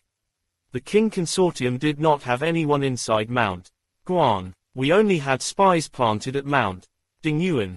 This had been troubling Ren Xiaosu ever since he discovered the King Consortium spy at Mount Donghua. He would have liked to know if Luo Lan had known about this matter at that time, but there was no way to ask him that. Even if Luo Lan had known about it, he had no obligation to inform him. So Ren Xiaosu could not possibly seek an answer from him. Although he did not ask, Luo Lan took the initiative and had Tang Zhou bring this up with him. Luo Lan was hoping to eliminate any bad feelings on Ren Xiaosu's part by trying to be upfront about it. Ren Xiaosu said calmly, I'd believe him. Since Luo Lan was so honest about it, there was no need for him to make things difficult. Tang Zhou continued, Boss Luo said that you and him had scrapes of death together, and you also helped the King Consortium on more than one occasion. After our war with the Yang Consortium ends, he'll send someone to help you find your friends downstream. If Fortress 178 can't wipe out the Zong Consortium by then, he'll also come to the north to assist you. Nearby, Zhang Xiaoman said unhappily, who are you looking down on? Our Fortress 178 will definitely end the war earlier than y'all. Tang Zhou chuckled, you don't have to yell at me. Those were Boss Luo's own words. Luo Lan was a very loyal fat man with a strong sense of brotherhood. Ren Xiaosu had quite an understanding of Luo Lan after having known him for so long. This was probably because Ren Xiaosu had saved Luo Lan's life. Therefore, the way they got along was always a little different. Although Luo Lan kept claiming that he had already repaid the favor, it was still something he kept close to his heart. Ren Xiaosu suddenly asked, what about those troops you came with? Oh, Tang Zhou replied, they're under orders from Mr. King Zhen to help you guys attack the Beiwen Bridge. You helped the King Consortium a great deal with what you did at position 313. If it weren't for you, I'm afraid that many of our soldiers would have died. Mr. King Zhen still thinks about that now. Zhang Xiaoman gasped. The King Consortium's mechanized infantry had suddenly left their southern front and headed north just so they could help Ren Xiaosu fight a battle. What the hell was with today? Was there something wrong with the world? Even though Zhang Xiaoman and the others knew that Ren Xiaosu was very strong, that was purely based on his combat strength. Putting aside his combat capabilities, his status shouldn't be that different from them since he was also a normal person. But what happened here tonight subverted their expectations. What happened to that refugee he claimed he was? Everyone knew that both King Zhen and Luo Lan were very influential in the south. It might seem rather easy to send a group of mechanized infantry to help attack the Beiwen Bridge, but if they really wanted to destroy the Beiwen Bridge, that effort could easily cost them tens of millions of yuan to achieve. Luo Lan was truly sincere about helping Ren Xiaosu. At the very least, he was spending cold hard cash to help. Actually, there had to be some intentions to stir up the situation in the north as well. The outcome of the war in the south would soon be decided, and some even assessed that the King Consortium would annex the entire Yang Consortium within half a year. If Fortress 178 or the Zong Consortium were to move to the south during this time, that would interfere with their plans and create many unnecessary problems. As such, the King Consortium wanted to speed up the progress of the war between Fortress 178 and the Zong Consortium to stir up the entire northwest and southwest. That way, no one party would have the energy to meddle in each other's affairs, which was probably what King Zhen wanted. But no matter what King Zhen's goal was, Ren Xiaosu would still appreciate his help. Anyone was a friend as long as they helped attack the Zong Consortium.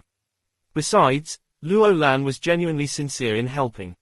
After saying that, Tang Zhou prepared to bid farewell to Ren Xiaosu. We can't stay here for too long. After we attack the Beiwen Bridge, we still have to return to the southern front. Mr. King Zhen only gave us a fortnight to accomplish this objective. Ren Xiaosu said, please give him my thanks. When this war is over, I'll definitely make a trip to Stronghold 111. It's good to hear you say that. Tang Zhou chuckled. Well then, let's meet again at Stronghold 111. Then Tang Zhou turned around and left. Zhang Xiaoman finally reacted at this moment. Hurry up and contact Commander Zhou. This is a big fucking deal.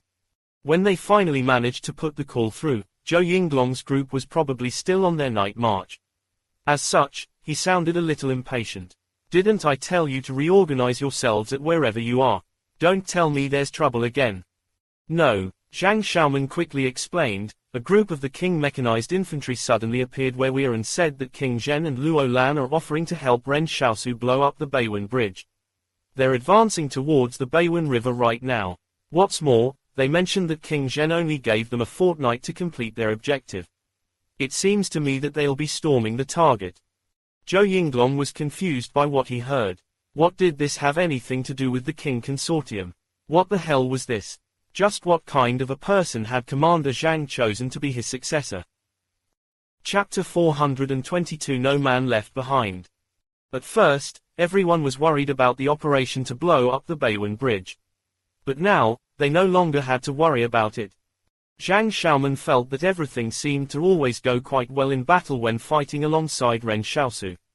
Never mind the battle at Sichuan village, now that they were attacking the fully reinforced Beiwen River, the King Consortium stepped forward and said, don't fear, we're friends with Ren Xiaosu, so let us fight for you. Could he fucking be the chosen one? No wonder Commander Zhang chose him.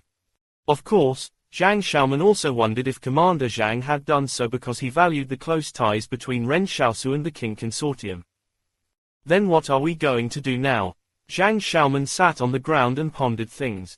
If the King Consortium helps us attack the Beiwen River, we won't have anything to do. Suddenly, the razor-sharp company became the idlest troops in all the southwestern and northwestern battlefields. They had to communicate this matter to Zhou Yinglong. As a result, Zhou Yinglong made a quick decision. He ordered the razor-sharp company to get to Mount Changwen in 2 days and attack that defensive anchor point together with the rest of the forward strike battalion. They would coordinate a simultaneous attack with the King Consortium so that the Zong Consortium would be unable to react on this battlefront. As for whether the King Consortium could blow up the Beiwen Bridge or not, Fortress 178 had backup plans if the King troops failed. So there was no need for them to tag along with the King Consortium to the Beiwen River. Ren Xiaosu looked at the translucent shadow clone in the palace and said, can we leave a day later? Zhang Xiaoman estimated the time. No, we're still more than 100 clicks away from Mount Changwen. Even if we force marched, we just barely make it there in 2 days. Under normal circumstances, the average distance that troops could cover while marching with a heavy load was around 50 kilometers per day. If they force marched, they could travel at a speed of 10 kilometers per hour. However, they would not be able to move that fast as they had to carry a pack that weighed more than 30 kilograms each while maintaining their stamina. Ren Xiaosu thought for a moment and said, all right then, let's just be pretty cautious during the journey. Without the shadow clone leading the way, the risk factor would increase greatly. He was hoping that they could wait until the shadow clone had returned to its original state before they set off again. But Zhang Xiaoman would definitely not listen to him. Military orders could not be disobeyed. The next morning, the razor-sharp company set off towards Mount Changwen in the northwestern direction. On their way there, Zhang Xiaoman did not drop his guard once. The 3 best soldiers, Fu Rao, Lin Ping'an, and Ren Xiaosu would constantly take turns to be the point man to scout ahead. When Ren Xiaosu saw that Zhang Xiaoman was taking the situation seriously, he finally felt at ease. He even volunteered to be on point for longer, walking in front of the formation for 2/3 of the time. Ren Xiaosu said he was fine with being on point throughout their march. But Zhang Xiaoman and the others disagreed, saying that there was no reason why he should be handling it all by himself. Since they were comrades, they could not let him bear the risk alone. At noon, Fu Rao had just moved to the front of the formation to take point when Ren Xiaosu heard a gunshot in the mountain pass ahead of them. What followed was a cry of pain from Fu Rao. He was stunned for a moment before he heard Zhang Xiaoman yelling at them to go prone. Find a place to take cover. There's enemies in the mountain pass. The company went prone and could see Fu Rao lying on the ground in the mountain pass with his abdomen bleeding. He shouted, "It's not an ambush. It's an encounter. Our enemy is an entire company, leave me." Ren Xiaosu watched silently as the scene unfolded. Encounters were all too common in war, but they were a little unfortunate. When they encountered the enemy in this mountain pass, they could see Fu Rao ahead of them but not the enemy hiding in the pass. Zhang Xiaoman whispered, "An encounter implies that the enemy didn't expect to see us here either. It seems that these troops were thinking of detouring to get to the rear of our forward strike battalion." Some of the troops at Mount Changwon got deployed to the Beiwen River as reinforcements, but Fortress 178 didn't know if all of them had really gone there. Bang! Another shot rang out from the pass. The enemy that was hiding behind the ridge shot at Fu Rao again. The enemy was guarding the narrow terrain of the pass. If anyone rushed over to save him, they would also get shot. However, the enemy was more worried that their opponents would not rush over to save their comrade. As such, they decided to slowly torture Fu Rao in an attempt to lure the razor-sharp company into charging forward. But Fu Rao was very tough too. He knew what he was facing. So he did not even whimper when the second shot hit him in the leg. "Don't worry about me. Contact the forward strike battalion and surround them," Fu Rao roared. Ren Xiaosu wanted to throw a grenade at the enemy, but if the enemy discovered that there was a supernatural being here after the first grenade dropped, they might kill Fu Rao immediately and retreat in haste. The razor-sharp company could definitely win this encounter with Ren Xiaosu, but Fu Rao would die. Ren Xiaosu got up and slowly made his way towards Fu Rao through the mountainous terrain. Zhang Xiaoman said anxiously, "This is the enemy's plan. We can't fall for it. You and I are soldiers now, and Fu Rao knows what he needs to do. Everyone should also know that if I were the one laying on the ground, I wouldn't want you all to rescue me either." Ren Xiaosu looked back at Zhang Xiaoman and said calmly, "I already said no man left behind." Zhang Xiaoman looked at Ren Xiaosu in shock. He suddenly felt faith burning inside him. He saw Ren Xiaosu's pupils turn crimson again, the depths of his eyes swirling with magma. Ren Xiaosu started running fast as a cheetah. Meanwhile, Ren Xiaosu's words were still echoing in Zhang Xiaoman's mind.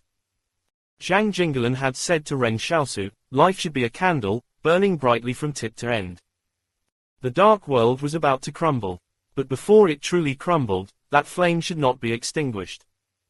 And that was what Ren Xiaosu was obsessed with. Zhang Xiaoman lowered his voice and said, "If Ren Xiaosu successfully gets to him, block off the opening at the pass, and don't let the enemy seize the chance to shoot at them." Ren Xiaosu bounded out. The entrance of the pass was an open door, while the mountainous terrain were the walls next to it. When Ren Xiaosu leaped across the 4-meter-wide door, along the wall, it felt like his entire body had flown across at a low altitude. While flying in midair, Ren Xiaosu grabbed Fu Rao's arm and used the momentum to pull him away from the door.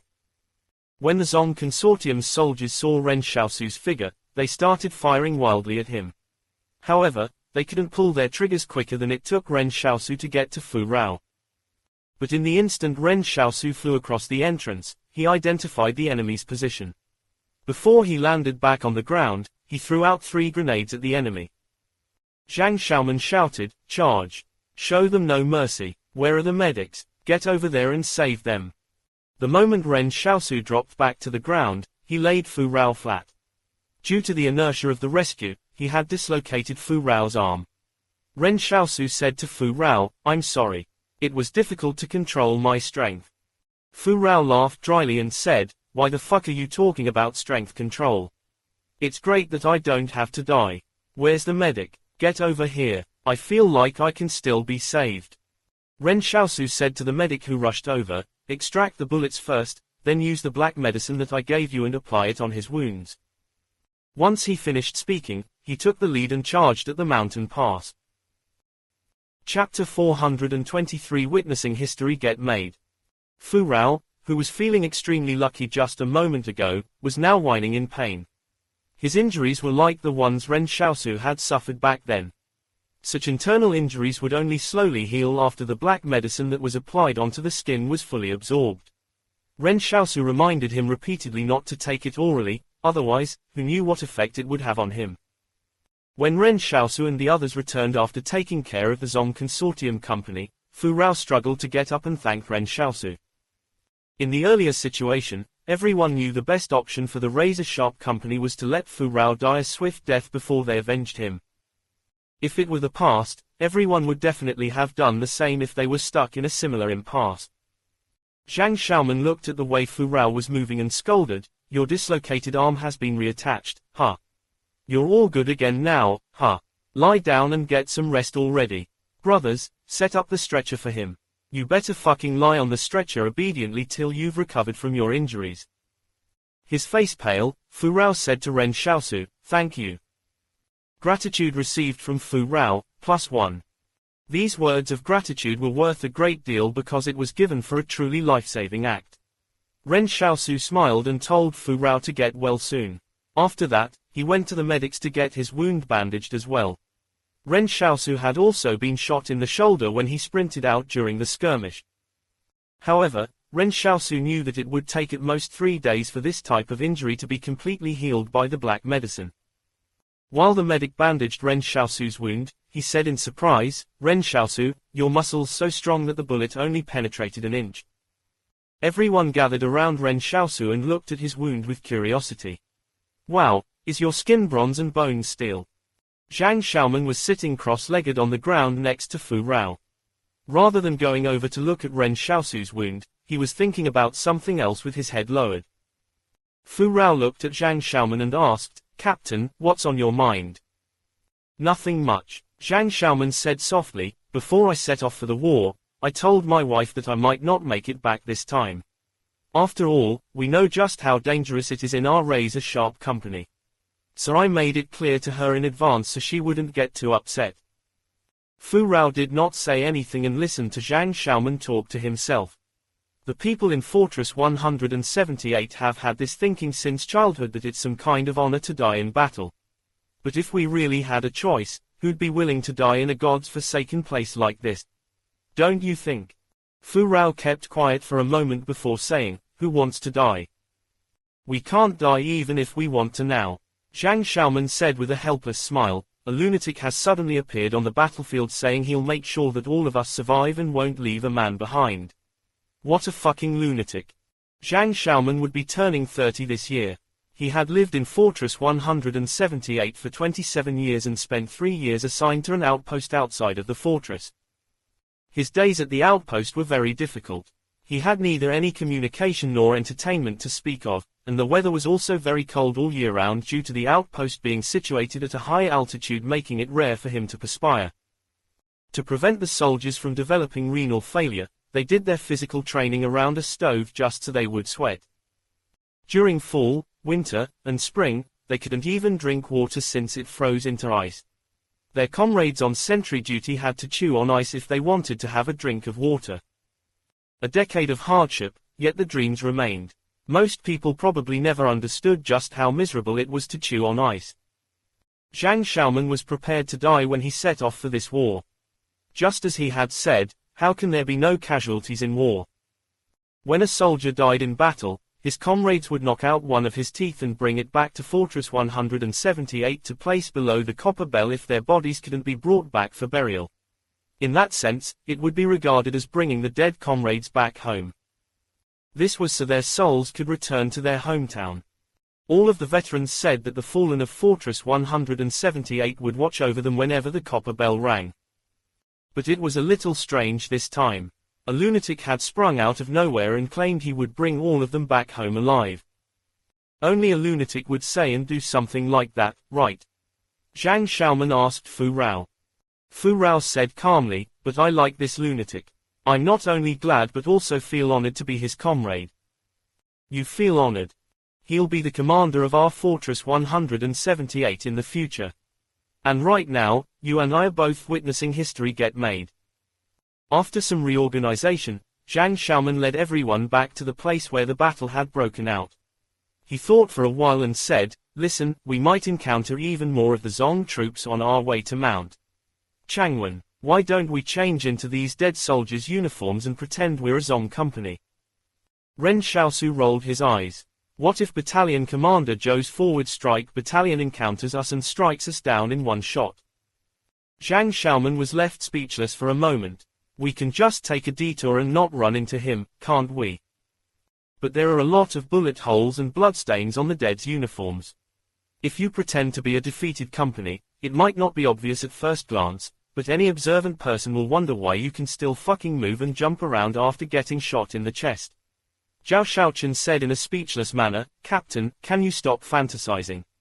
Also, wouldn't they recognize their comrades? Zhang Xiaoman analyzed, look here, see if my analysis is correct. The Zong Consortium claims to have more than 200,000 soldiers. Are you sure they'll recognize each other when they bump into one another on the road? For our troops at Fortress 178, we all live in the same stronghold for most of the year and can't avoid seeing one another. Even if we don't know everyone, we'll still look familiar to each other. But their soldiers are normally scattered across a dozen strongholds, so it'd be natural if they don't know the others since they're only being mobilized for the war. Everyone looked to Ren Xiaosu. Zhang Xiaoman's face darkened. I'm the fucking captain here, so why are all of you looking at Ren Xiaosu when I'm the decision maker? Are the words of a private more effective than mine? Ren Xiaosu said in seriousness to Zhang Xiaoman, it really won't work. Okay, Zhang Xiaoman replied. Zhao Shaochen piped up, after wiping out 4 enemy companies in this battle, we still haven't suffered any casualties yet. Not even the recon battalion's pathetic flying eagles are capable of that. The razor-sharp company of the forward strike battalion and the flying eagle company of the reconnaissance battalion had always been at odds with one another. The top 10 competitors of the military combat tournaments were always from the flying eagle company. They were accurate marksmen, well versed in combat, knew many skills, and even had snipers within their ranks. To them, the razor-sharp company was just a group of thugs who resorted to more unconventional methods while they were the real elite. Meanwhile, from the razor-sharp company's point of view, they were the ones who could fight and win tough battles. If the two sides encountered each other in a military exercise, they were destined to be rivals. Of course, they both won some and lost some. The razor-sharp company had won 30% of the time while the Flying Eagle company won the other 70% of the time. Now that they had achieved such great success, they had definitely outperformed the Flying Eagle company. Zhang Xiaoman suddenly said, I've always disliked the Flying Eagles. They don't call each other by their real names in the bases and use code names instead. What the hell is up with that pretentious act? Chapter 424 Attacking the Harbor. When Ren Xiaosu heard Zhang Xiaoman say this, his eyes lit up.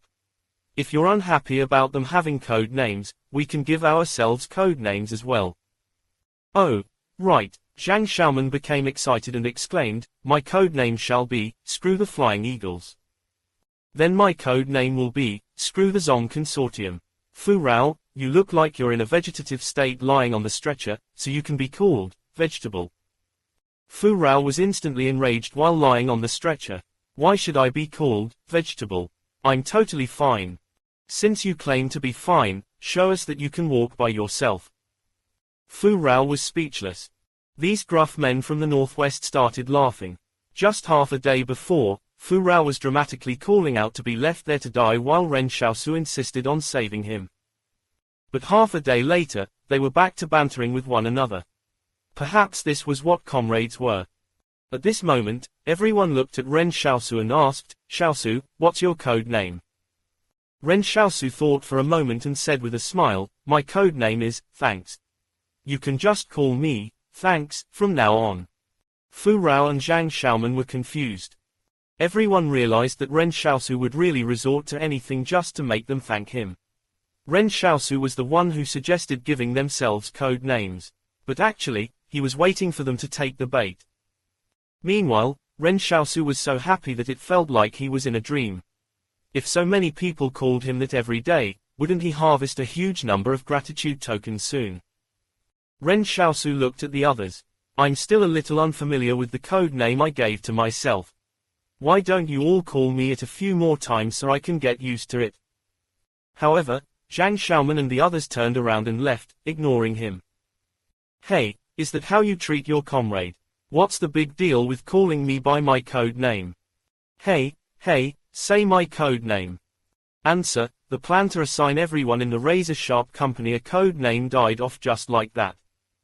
But before the Razor Sharp Company could advance any further north, they received another new order from Zhou Yinglong.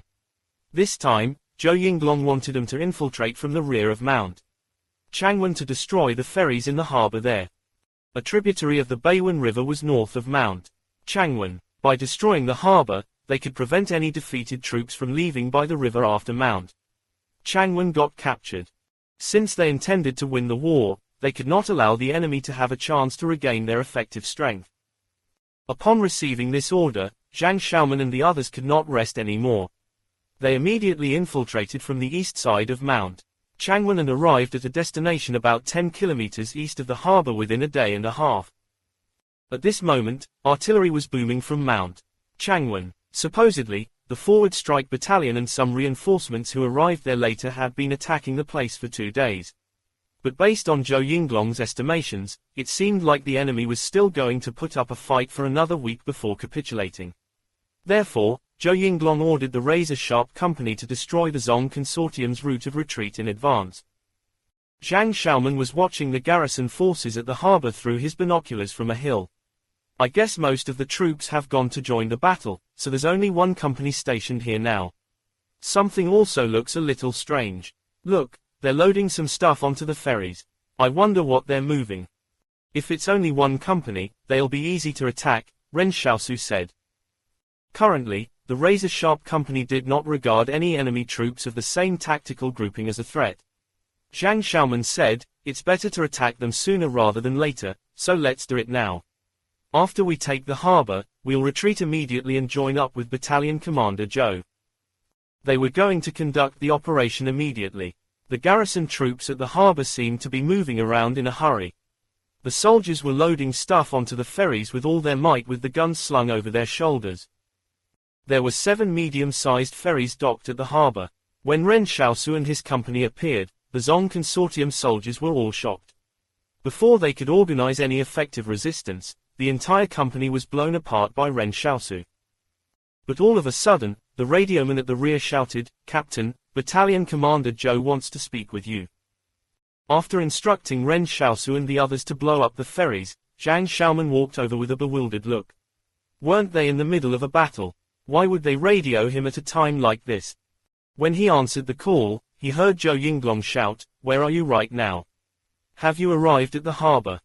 Zhang Xiaoman said proudly, "We didn't fail. We've already captured the harbor. We're blowing up the ferries right now." Zhou Yinglong's voice cracked as he shouted, "Hurry up and retreat. All of you, retreat now." Zhang Xiaoman was stunned. "Why, did you all lose the battle?" "It's not that we lost the battle, but that all the enemy positions at Mount Changwen have been abandoned. Those bastards of the Zong Consortium took advantage of the moment we temporarily withdrew from the mountain and escaped.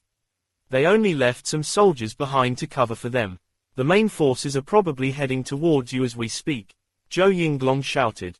Zhang Xiaoman felt his scalp tingle. "Zhou Yinglong, fuck your grandpa. Why didn't you say so earlier?" Then Zhang Xiaoman disconnected and shouted, "Pack everything and retreat." But just as he finished speaking, everyone heard chaotic screaming erupt. No one could have fucking expected this. Didn't they say it would still take another week for the enemy at Mount Changwen to capitulate? So why were they retreating in advance? What they did not know was that the King Consortium's mechanized infantry in the northeast had already blitzkrieged the Beiwen River and captured the position by storm. The garrison troops at Mount Changwen started panicking because of this. They did not know whether the King Consortium would turn their sights to them after they were done attacking the Baywin River. Meanwhile, the Zong Consortium's headquarters wondered what the King Consortium was up to. Were they going to join in the conflict and start a full-scale war against the Zong Consortium, or would they leave after pulling off that attack? They did not want to end up becoming the next Li Consortium. Didn't the Li Consortium get wiped out like this? Therefore, the Zong Consortium decided to draw back all of the defensive lines and see what the King Consortium was up to. However, this made life difficult for the razor-sharp company. It was too late for them to get away now. Several loud explosions boomed at this moment as Zhang Xiaoman turned around and saw Ren Xiaosu and the rest of the razor-sharp company throwing TNT into the cabins of the ferries. 6 of the ferries had already turned into massive fireballs and were burning so fiercely that the surface of the river resembled a fiery cloud. Zhang Xiaoman said in a panic, stop blowing them up. We have to fucking keep one for ourselves. The garrison troops of Mount Changwen had almost reached the harbor. When Ren Xiaosu saw that there was at least 1 battalion of soldiers making their way over, he asked, what's the matter? Get on board, we're gonna escape on a ferry. Zhang Xiaoman roared. The razor-sharp company had only this path of escape left. All the other routes were blocked by the Zong Consortium soldiers who were retreating from Mount Changwen. The Zong Consortium soldiers in the distance sank into despair when they saw that the ferries had all been blown. Someone picked up a heavy machine gun and fired at the ferry that Ren Xiaosu and company were on. Fortunately, the powerful recoil sent most of the bullets flying up into the air, only managing to hit 1 person from the razor-sharp company. Zhang Xiaoman shouted on the ferry, do any of you know how to drive this? We don't have anything like this in the vicinity of Fortress 178, so of course we don't know how to drive it, Zhao Xiaochen muttered. Zhang Xiaoman crawled towards the cabin and said, we have to get this running even if we don't know how. If the ferry doesn't move, we're all gonna die. Chapter 425 What can I do? I'm also very desperate.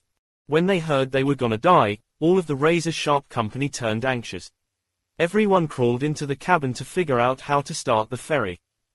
Someone grumbled, if I had known, I would have captured some of their troops alive. Since they were the ones who drove the ferry here, they'll definitely know how to operate them. Zhao Xiaochen looked at the person who said that and responded unhappily, hindsight's 2020. Were we even thinking of getting away on the ferry? Aren't we only doing this because we got cornered in the harbor? Everyone was frantically pressing random buttons. As a result, someone tripped off something on a fluke, and the engine started running. Everyone got excited. The engine's going. We're saved, ha ha ha. Heaven hasn't forsaken our razor-sharp company after all. But at this moment, someone said curiously, but the ferry still isn't moving. Then everyone saw Ren Xiaosu dash out of the cabin. Zhang Xiaoman shouted at him, don't go out there.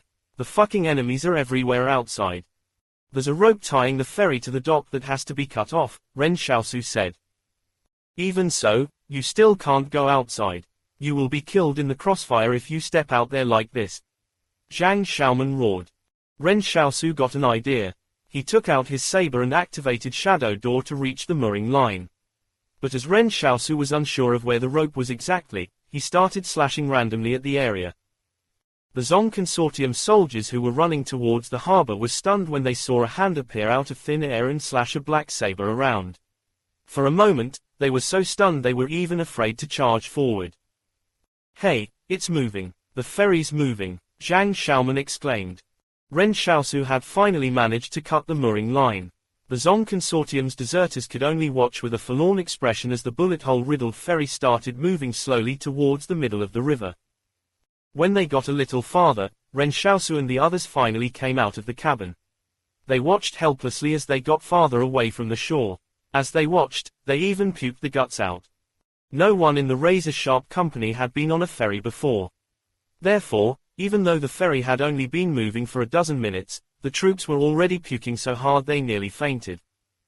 Those who wanted to take the ferry did not make it aboard, while those who did not want to take the ferry were now drifting on it to some unknown destination. The soldiers of the razor-sharp company looked at the dejected enemies on the shore and thought to themselves, what can we do? We're also very desperate. At this moment, the razor-sharp company heard a choking sound as the ferry's engine grew weaker. Zhang Xiaoman asked, "What the fuck is happening?" "I dunno." The ferry was gradually losing power, and it seemed like it had been damaged when the enemy was firing that heavy machine gun at it. What fucking luck. Zhang Xiaoman did not know whether to laugh or cry. He mumbled something unintelligible as he continued puking on the deck. "Quickly contact Medallion Commander Zhou and have him come and rescue us." But the radioman replied meekly, "Captain, our radio has been damaged." "What?" Zhang Xiaoman's eyes widened. "That radio is a weapon with the same value as your life. How could you let it get damaged? Do you think I won't boot you into the river?"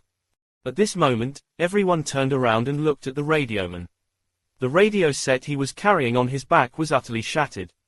The radioman said in dismay, "When the enemy was shooting at us with the heavy machine gun from shore, I was in a hurry to get aboard and allowed the radio to be hit."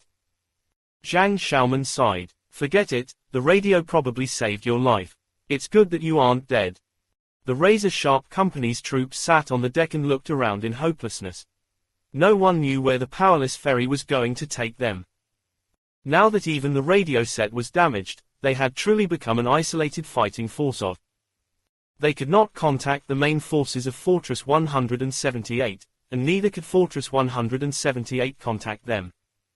"Will we end up drifting to the Zong Consortium's territory like this?" Zhao Shaochen asked softly. "Can you stop saying such depressing things?" Zhang Xiaoman suddenly smiled. "That's why they say that unexpected events can happen all the time on the battlefield. Do you remember what I used to say? Everything lies with fate, and no one has any control over it. No matter how many battles you've won in the past, fate will still deal you a bad hand if it really wants to.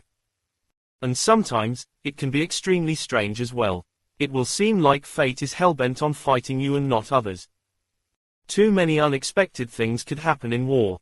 People even used to say that 30% of a victory in war was determined by tactics and strength. The remaining 70% was dependent on whether God wanted to keep you alive and let you win the battles." After puking for the longest time, the razor-sharp company's troops were getting hungry. However, they had already left the forward operating base for some time and had only brought along 7 days' worth of field rations with them. They did not have many provisions left. Zhang Xiaoman led his men to search for supplies in the cabin but later realized it was completely bare. He asked in a startled manner, "Didn't we see the Zong Consortium's garrison troops loading stuff onto the ferries? Why isn't there anything here?" "I don't think they had enough time to load anything onto this ferry." When he heard that, Zhang Xiaoman said angrily, "Look at you guys. Couldn't you have searched the ferries for supplies before deciding which ones to blow up?" Ren Xiaosu and the others laughed. "Captain, you didn't tell us you wanted to leave one untouched. Weren't we told to blow up everything?" Turning around, Zhang Xiaoman started preparing the razor-sharp company for worse. "Everyone, we don't have many rations left, and we don't know when we can reach shore. So for those of you who are seasick, stop throwing up. Even if you feel like throwing up, you should hold it in." Ren Xiaosu was standing on the deck of the ferry. He did not feel nauseous at all and was looking out at the vast Beiwen River covered in mist. Zhang Xiaoman walked next to him and asked, "What are you thinking about?" "About where we'll end up drifting to," Ren Xiaosu said. Zhang Xiaoman sighed and said, "We have no way to ask for help now, and we can't determine where we're heading. Who knows what we'll encounter next? If we drift towards the northern shore, that'll be the Zong Consortium's territory." But the more they feared it, the likelier it would happen. The ferry was still drifting in the middle of the river, but they were clearly getting closer and closer to the Zong Consortium's territory in the north based on reference points on both sides of the shore. "Don't worry," Ren Xiaosu said. "I will make sure everyone survives and that no man gets left behind." After he said that, Ren Xiaosu turned around and walked back into the cabin. The razor-sharp company's troops watched as though magic were being performed as he threw out a wild boar, a goat, a box of hardtack, and a large box of bottled water from inside the cabin. This was what Xiaoyu had prepared for him back when she found out that he could carry a lot of supplies with him. He had already spent the money to add a vacuum preservation function for his storage space, so these things would not turn bad no matter how long they were stored in it. Ren Xiaosu said to his comrades of the razor-sharp company, "I reckon we'll run aground on the northern shore within 3 days. If y'all don't want to die, you should preserve your strength. We'll have to fight our way out when we get to the Zong Consortium's territory. Zhou Yinglong had already reported to Zhang Jinglan that the razor-sharp company had been forced to board a ferry to escape. Meanwhile, Zhang Jinglan locked down this news in case the Zong Consortium organized their forces to go and capture them. Chapter 426 Who does he think he is? Zhang Jinglan had given Zhou Yinglong half a month to take Mount Changwen. For this reason, he even sent an additional artillery battalion to provide greater fire support. However, no one expected the Zong Consortium's troops to abandon their position at Mount Changwen after the Qing Consortium defeated them at the Beiwen River. If everything went according to plan, they would have escaped and preserved their remaining troops. But unfortunately for them, their ferries were blown up by Ren Xiaosu and company. The Zong Consortium had already drawn back the defensive lines entirely while Fortress 178's engineering battalion was successful in building a pontoon bridge across Blackstone River. The bridges that were constructed through current engineering technology and mechanical building equipment had no problems supporting mechanized troops crossing on them. Once Fortress 178 built up the defensive line on the other side of the river, this road leading up north would finally be considered completely opened. If everything else went smoothly, Fortress 178 would continue northwards to take the front line at Mount Wuchuan, and there would be no further obstacles hindering them from traveling up north. However, it could be foreseen that the front line at Mount Wuchuan would truly turn into a bloody battlefield from here. Countless soldiers of the Zong Consortium and Fortress 178 would get buried there and never return home. The Qing Consortium's mechanized infantry had already left and were returning to their own front to continue the fight against the Yang Consortium. It seemed like it was just as Tang Zhou had told Ren Xiaosu, that they did not have any intentions of fighting in the war in the Northlands. They were only here to send him a gift on Luolan's behalf. Meanwhile, Zhou Yinglong was very satisfied with the outcome of the battle at Mount Changwen. Although they also suffered casualties, it was much fewer than he had expected. When they gave chase towards the river, the Zong Consortium's troops on the shore were forced to jump into the river one after another. However, Zhou Yinglong was shocked to see some shadows chasing and biting the Zong Consortium's troops under the surface. In just a few minutes, the yellowish river turned blood red. The rivers these days were not safe anymore. Fortunately, the spring floods that Ren Xiaosu's group were caught in were only snow melt from the mountains and had no strange creatures mixed in upstream. Zhou Yinglong stood by the river and gazed at its surface. He attempted to establish communications with the razor-sharp company but could not get through at all. He got his subordinates to check whether any of the Zong Consortium's troops had relayed the news of Ren Xiaosu's group back to the Zong Consortium's headquarters, but they found out it did not happen. The Zong Consortium knew that someone had taken their ferry away, but they did not know where it was headed. Logically, anyone who did not want to die would not directly navigate the ferry towards the Zong Consortium's territory. Everyone thought the razor-sharp company would return and join up with the forward strike battalion soon after seizing the ferry. However, the razor-sharp company simply disappeared after that. After all, no one would have guessed that they would be so unlucky as to have their engine damaged by the enemy. At this moment, Zhang Xiaoman, Zhao Xiaochen, and the others were lying on the deck and looking up at the starry sky. The view of the vast galaxy in the night sky made them feel a little more relaxed. However, they were definitely not in the mood for stargazing but were lying on the deck so that it would be more convenient for them to puke into the river. Having puked for the entire afternoon, there was nothing more for them to vomit other than water. Zhang Xiaoman spoke up feebly, "I think we should have stayed on the shore and fought the Zong Consortium soldiers." "Yeah, that's right," Zhao Xiaochen replied. "I heard from Battalion Commander Zhou that whenever he gets so tired at the military base and goes home on his days off, he immediately recharges once he hears his son call him, Daddy. Hey, how about this? I feel like I'm dying now, so can you all call me, Daddy?" Someone shouted, "Fuck you.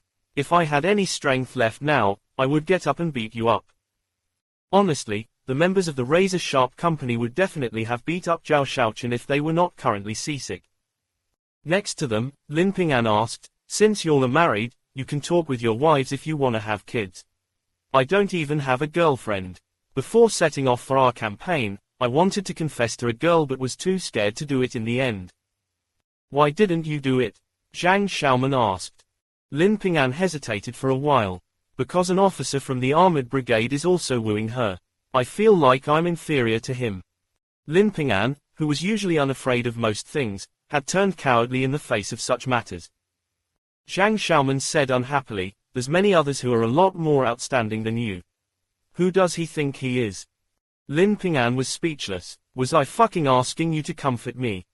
But seriously, Ping'an, it's possible that you'll be promoted at least several ranks when we return. Once your rank is higher than his, you won't be afraid anymore.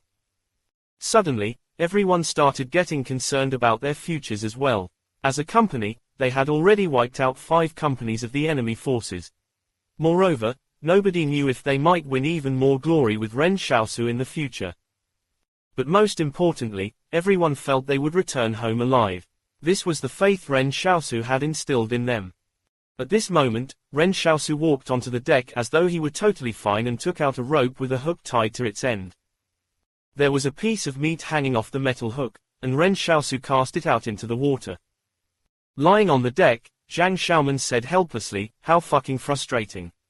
This seasickness is making us all feel like we're dying, yet he's in the mood to fish. But surprisingly, a fish immediately took the bait after the makeshift hook was cast into the water. Ren Xiaosu tugged on the rope as the fish struggled with all its strength in the water to get loose. But Ren Xiaosu was not in a hurry either, so he waited for it to slowly get tired. He was mainly worried that the line would snap if he tried to forcefully pull it in. After the fish stopped struggling in the water, Ren Xiaosu slowly retrieved the line and was surprised to see a huge black fish hanging from it. Isn't this a snakehead one? But it looks twice as large as what I've seen before, Ren Xiaosu muttered. And its teeth are sharper as well. Suddenly, the snakehead fish slipped out of Ren Xiaosu's hands and fell onto the deck's floor. However, the fish did not stay put in that position. Instead, it flopped over to Zhang Xiaoman with its mouth wide open. Zhang Xiaoman was scared to death. Hey, hold down that thing. Ren Xiaosu, you did that on purpose, didn't you? How can you not hold onto a fish with your immense strength? Ren Xiaosu sighed as he held the fish tightly in his hands. We can't see the underwater world, so we don't know what changes it's gone through. Anyway, let's try not to fall into a river like this. Who knows what might be hiding underneath? But this isn't necessarily a bad thing either. After the cataclysm, humans have not re-established the fishing industry on a large enough scale. After such a long period of reproduction, the fishes in the river alone might be enough to provide food for all the people in a stronghold. With Ren Xiaosu's fearsome combat strength, people tended to neglect that he was a wilderness survival master as well. Then Zhang Xiaoman climbed to his feet and grunted, look, is that the shore in the distance? The current's pushing us towards it. As the saying goes, shit happens. In the end, they were still pushed towards the Zong Consortium's territory by the current. Chapter 427 A Lone Fighting Force. As the ferry slowly approached the shore, a group of people lay on the deck and looked around cautiously. Zhang Xiaoman said, there's no lights out there, but it's clear that there aren't really any buildings on the shoreline. There probably aren't any enemies around here. This should be a very isolated place. We might have already drifted past the area where the Zong Consortium's military is garrisoned. Zhao Shaochen analyzed, we're traveling at about 11 km per hour on the river. Since it's already been an entire day, we're already very far away from the front, having drifted for more than 200 kilometers. But we still have to be careful. It won't be good if we encounter some refugees and they reveal our whereabouts, Zhang Xiaoman said in a serious tone. If we encounter any refugees, do we kill them? Zhao Shaochen asked. This war has nothing to do with refugees, so don't kill those innocent civilians. Zhang Xiaoman said with a frown, have you forgotten about the rules of Fortress 178? But, what Zhao Shaochen wanted to say was that since they had now ventured into enemy territory, it might be a disaster for them if their whereabouts got exposed by any refugees they met. However, Zhang Xiaoman refuted, no buts. How are we any different from the Zong Consortium if we kill civilians indiscriminately? Alright then, Zhao Shaochen acknowledged. Actually, this would increase the risk factor for the razor-sharp company. However, Fortress 178 had principles, so no one could really say whether this was the right decision or not.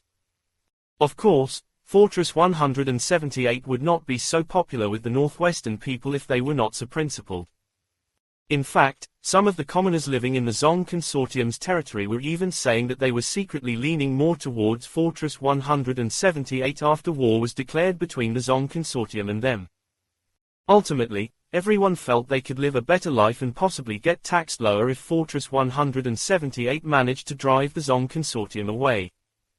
But where should we go after we get ashore? Fu Rao suddenly wondered. His gunshot wound had been healing for 3 days after the black medicine was applied to it. In the area, the only route we can take to get back is by crossing the Beiwen Bridge, but that's already been destroyed by the Qing Consortium. Besides, there might also be a lot of the Zong troops stationed there, so how are we gonna get back? We'll simply not go back then. Zhang Xiaoman waved it off and said, our forward strike battalion is mainly responsible for fighting during the early phase of the war. The forward strike battalion's mission ended after Mount Changwon and the Beiwen Bridge were conquered, so it'll become the armored brigade's performance for the rest of the time. Why should we go back at this time? We're not going back. Why must we compare ourselves with the armored brigade? Our firepower isn't as strong as theirs anyway. Despite us winning so many battles, they'll definitely still be the ones credited with winning the war, Zhao Shaochen said doubtfully. Zhang Xiaoman said, that's why we have to fight for the honor. Only those who are commended will be remembered by others, understand? It's pointless, Zhao Shaochen muttered. Why is it pointless? Zhang Xiaoman asked with a sneer, do you know the highest mountain in the world? Zhao Shaochen shook his head. No. Zhang Xiaoman was stumped by his response. He had wanted to say that people only remembered the highest mountain in the world, not the second or third highest ones. However, the illiterate Zhao Shaochen did not even know the highest mountain in the world, so how was he supposed to make the point that he wanted to make? Ren Xiaosu piped up, didn't Battalion Commander Zhou say that the fortress's main forces will be fighting the war at the front line of Mount Wuchuan, which is north of Blackstone River? How long do y'all think the battle will go on for?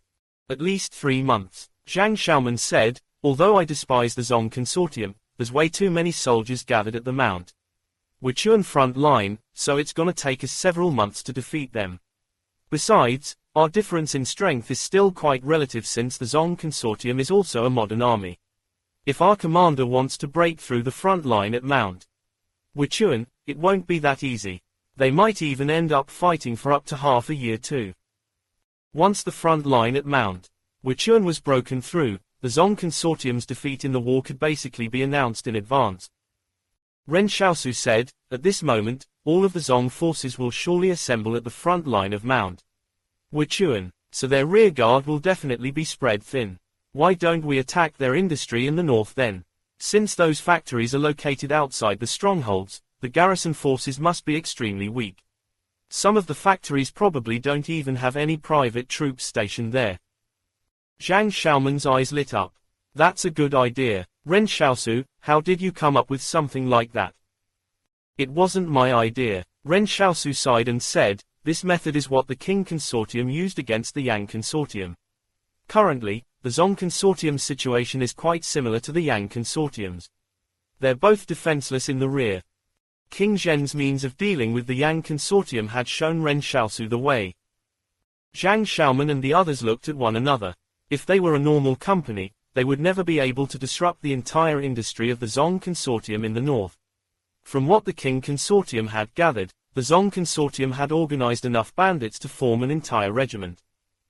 But they could still choose to attack some of the factories. Zhao Shaochen said with a smile, that's a really good idea. We won't even have to wreak havoc since just giving the Zong Consortium a headache will work. Let's make a plan and see which of the Zong factories we should attack. But when these words were spoken, Ren Xiaosu was taken aback. He said, what I meant was, we should attack all of them. Everyone on the deck fell silent again. Zhang Xiaoman gave a hollow chuckle and said, oh, stop joking. I'm not joking. Ren Xiaosu said in seriousness, y'all probably haven't come across the private troops of the strongholds for many years. The regiment formation has been a mess for a long time. They probably can't even hit the bullseye at 50 meters at a gun range. What if the Zong Consortium deploys their regular troops to pursue us? Zhang Xiaoman asked in surprise. Then we run. Ren Xiaosu said, "Don't worry, I have a way to deal with that." Everyone from the razor-sharp company thought that Ren Xiaosu was just a supernatural being with 2 superpowers, which was already very formidable. But actually, Ren Xiaosu still had a trump card up his sleeve. It was a move that would deal the Zong Consortium and Zong Cheng the fatal blow. It would be the straw that broke the camel's back. With a thud, the ferry ran aground on the shore. The razor-sharp company jumped off the boat one after another, and in just 2 minutes, they finished assembling and began to infiltrate the coast in a wedge. In a place they were unfamiliar with, it was unthinkable to spread out their forces. So they had to move together as a group. They would either survive together or die together. Looking down from above, the forces of Fortress 178 and the Zong Consortium were distinctly separate from each other in the south and the north. In the east, a route led to the Central Plains, while the Gobi Desert was to the west and stretched all the way to the Al-Shalik, in the north. But now, there was a strange company mixed among that distinct distribution of fighting forces as the razor-sharp company advanced north. As Zhang Xiaoman walked in formation with the others, Ren Xiaosu had already sent his shadow clone out while nobody was paying attention. Suddenly, Zhang Xiaoman said, "Brothers, we can't call for reinforcements this time. This is a treacherous path we're walking, and none of us can turn around. If I die, y'all must remember to bring my molars back home." Ren Xiaosu said coldly, "You'd better not die. If you do, I'll knock all of your teeth out before I choose a good-looking one to bring back." Zhang Xiaoman shuddered in fear. "You're too fucking ruthless." Chapter 428 The Zong Consortium's Contingency Plan. At King Consortium's Stronghold 111, the manor that stood on Mount Ginkgo had been empty for some time. After the coup in the King Consortium, King Zhen did not choose to stay at that luxurious manor. Instead, he moved into the barracks of Stronghold 111's garrison and lived alongside the soldiers. He ate his meals every day in the chow hall and rejected any special treatment that the kitchen police offered him. At the beginning, the King Consortium's soldiers who were his supporters were saying how it would be difficult to get to see him in the future. But to their surprise, they got to see him almost every day now. In their private conversations, the generals even said that King Zhen was too compassionate towards his subordinates. They felt that a lot of people might learn they could win the support of their subordinates by living in the same conditions and not seeking to be treated with special privileges. But knowing so did not mean they would practice it as well. But when King Zhen heard what was being said about him in private, he admitted frankly that he had moved into the barracks because he was afraid of getting assassinated. Living under the same roof with the troops and sharing the same meals was because he was worried about being poisoned. When the generals heard this, they did not know how to respond. However, they were already used to hearing him speak hard truths in such a casual manner. When they were planning the coup, King Zhen told them they might die if they charged up Mount Ginkgo, but didn't they still do it in the end? So after the generals learned about King Zhen's worries, they all reassured him that the military base near Stronghold 111 was the safest place of all. No matter how powerful the supernatural being that broke in was, they would never walk out of the place alive. King Zhen could only shake his head and smile, because he knew very well how difficult it was to deal with the supernatural beings these days. Moreover, the supernatural beings were still getting stronger. At this moment, King Zhen was standing in front of a huge sand table.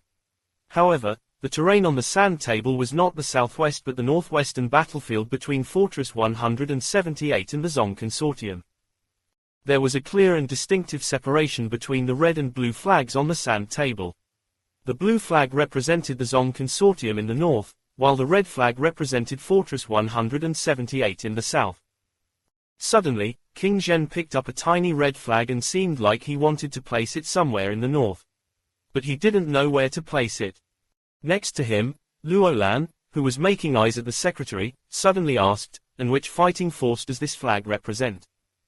"The Forward Strike Battalion's razor-sharp company," King Zhen replied calmly. "If you harass my secretary again, I'll have King Yu throw you out." "Would that child, King Yu, dare to throw me out?" Luolan brushed it off. He slapped the secretary's butt and said to King Zhen after harrying her out, "Since you don't lust after women, why not let me have her rather than having others take advantage of her? I bet you're running out of the black medicine Ren Xiaosu gave you." King Zhen glanced at Luolan. Let's see what you're gonna do when it runs out. Luo Lan felt a pain in his chest.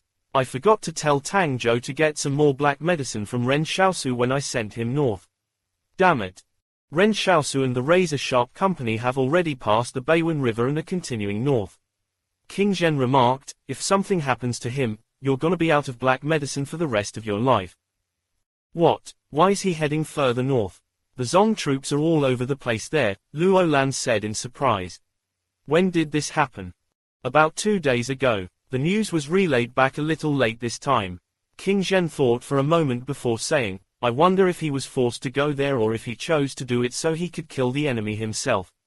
So don't ever underestimate a supernatural being's determination for vengeance. That's also why I chose to move into the barracks.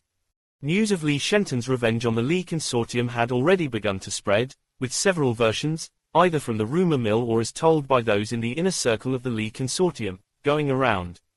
They were all about how that young man had buried the entire Li Consortium into the underworld. Even people in the Central Plains probably knew about this. This is the era of the rise of gods. King Zhen said with a sigh, in the end, we have 2 supernatural beings around us, and one of them loves money too much. Nearby, Zhou Qi, who was lying in an armchair and pretending to be sleeping, opened his eyes and said, please don't insinuate things in my presence. Is it wrong of me to love money? King Zhen glanced at Zhou Qi and continued, at this point, I think that Ren Xiaosu's superpower is still to be determined.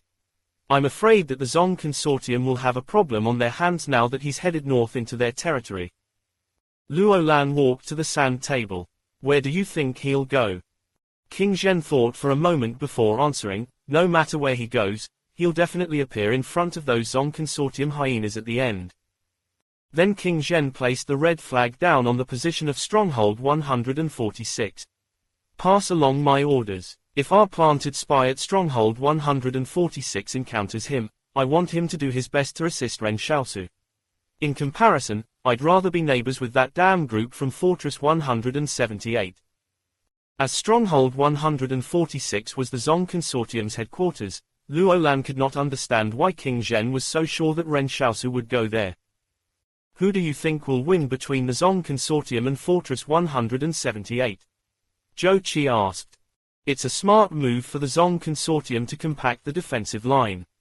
They know it'll be difficult to fight Fortress 178 if their field army is scattered across the wilderness, so they might as well take the fight to the front line at Mount Wuchuan, King Zhen said with a smile. Once the real war kicks off, it'll be easy to lose sight of the important information in battles or have situations where orders are not conveyed properly even with the aid of modern comms. Also, the Zong Consortium will definitely have a contingency plan.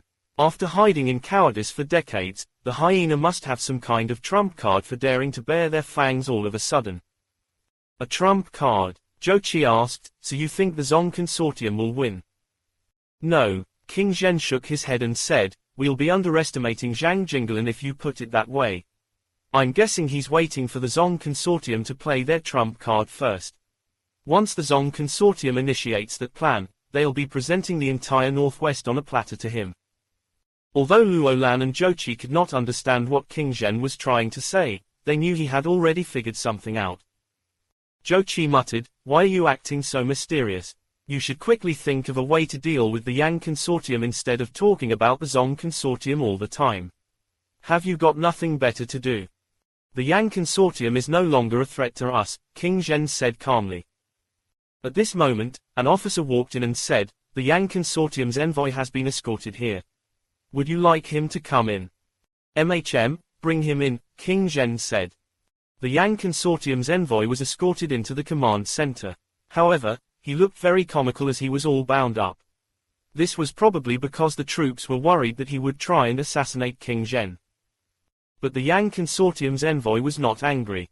He put on a smile and said, Dear Mr. King Zhen, Patriarch of the King Consortium, I'm here to speak with you on behalf of Yang Lycan. Don't waste my time. If you have something to say, speak, King Zhen said lightly.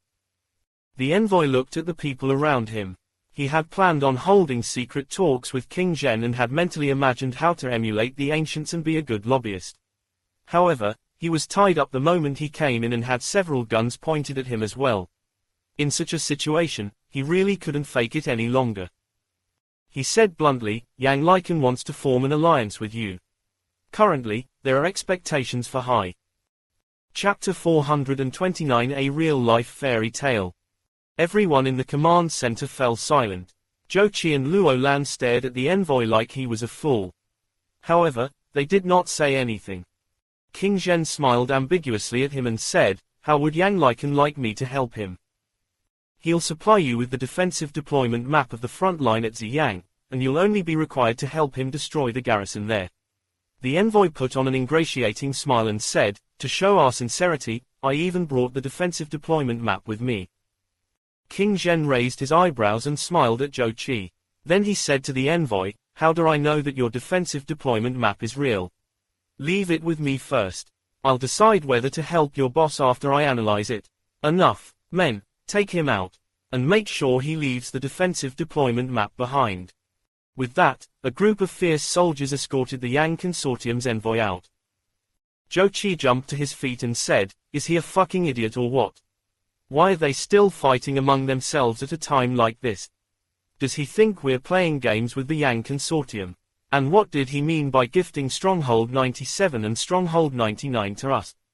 Who gave him permission to gift us something we already own?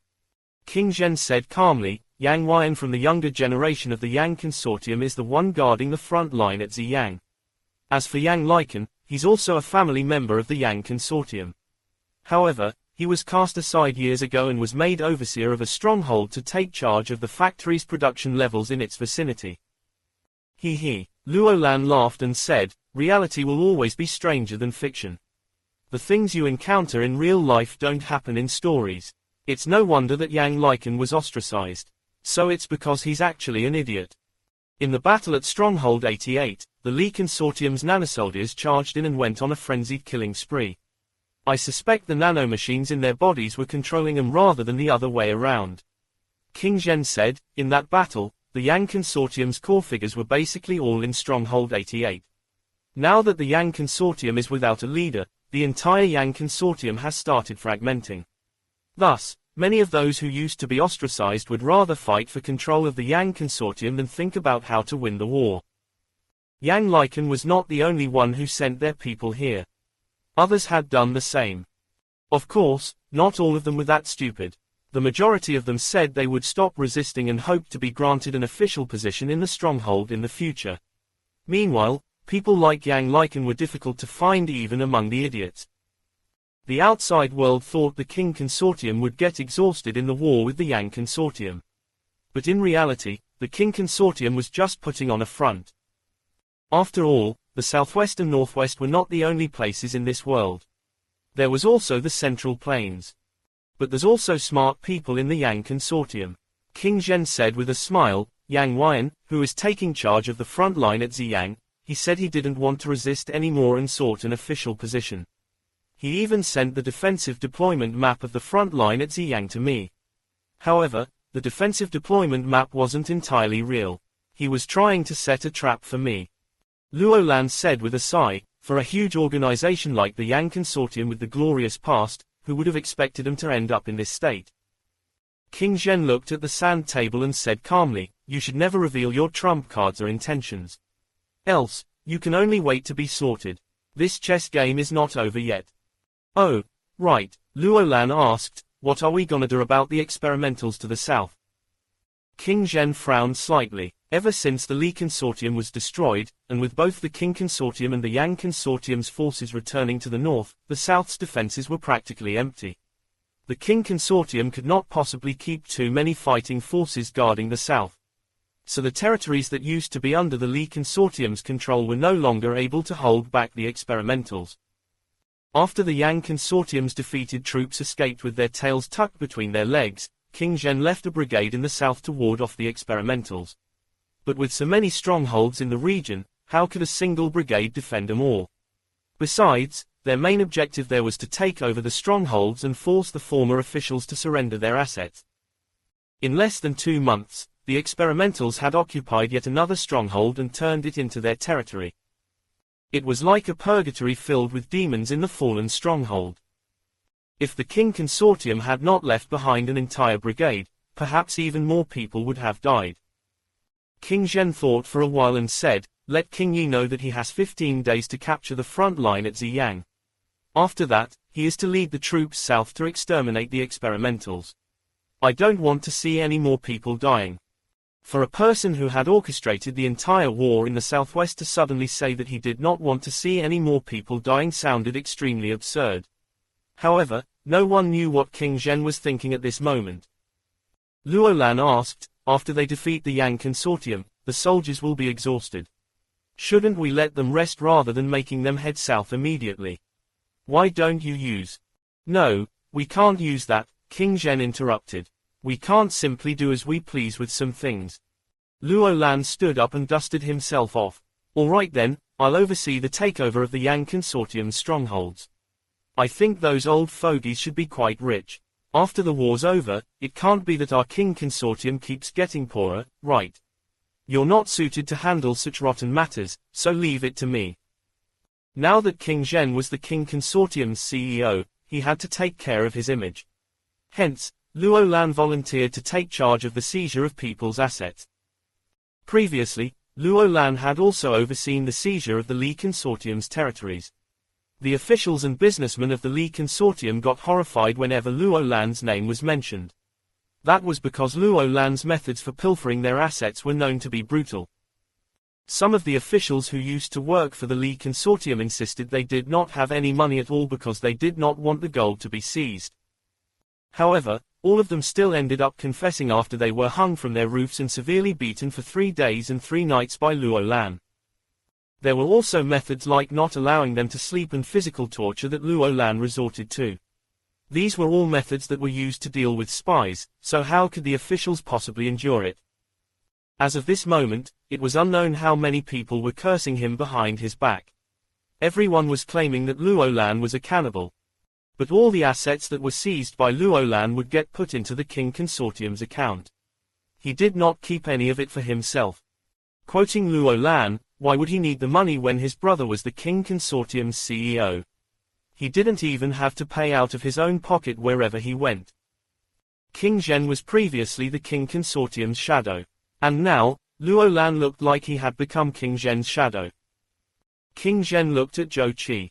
"I want you to make a trip to the Central Plains. Things are already brewing over there, so it's time to act." "You seem quite trusting of me this time," Zhou Qi said with a grin. "Weren't you afraid I would turn against you at the last minute? But now you're actually assigning such an important task to me." King Zhen said, "No one can afford to pay you what I paid." Zhou Qi whistled. He no longer carried himself in a cultured and respectable way anymore and acted more like a mercenary. He said with a smile, "Boss's generosity knows no bounds. The war in the southwest will be over soon, and the entire southwest will be flying the flag of the King Consortium. Looks like I made the correct decision back then." However, King Zhen suddenly said after a long silence, "I don't think it's worth being happy about." King Zhen stood next to the sand table and looked at the entire layout. Luo Lan suddenly remembered that his younger brother once said he actually preferred cultivating flowers to this. Chapter 430 The Petty Wang Kongdiang.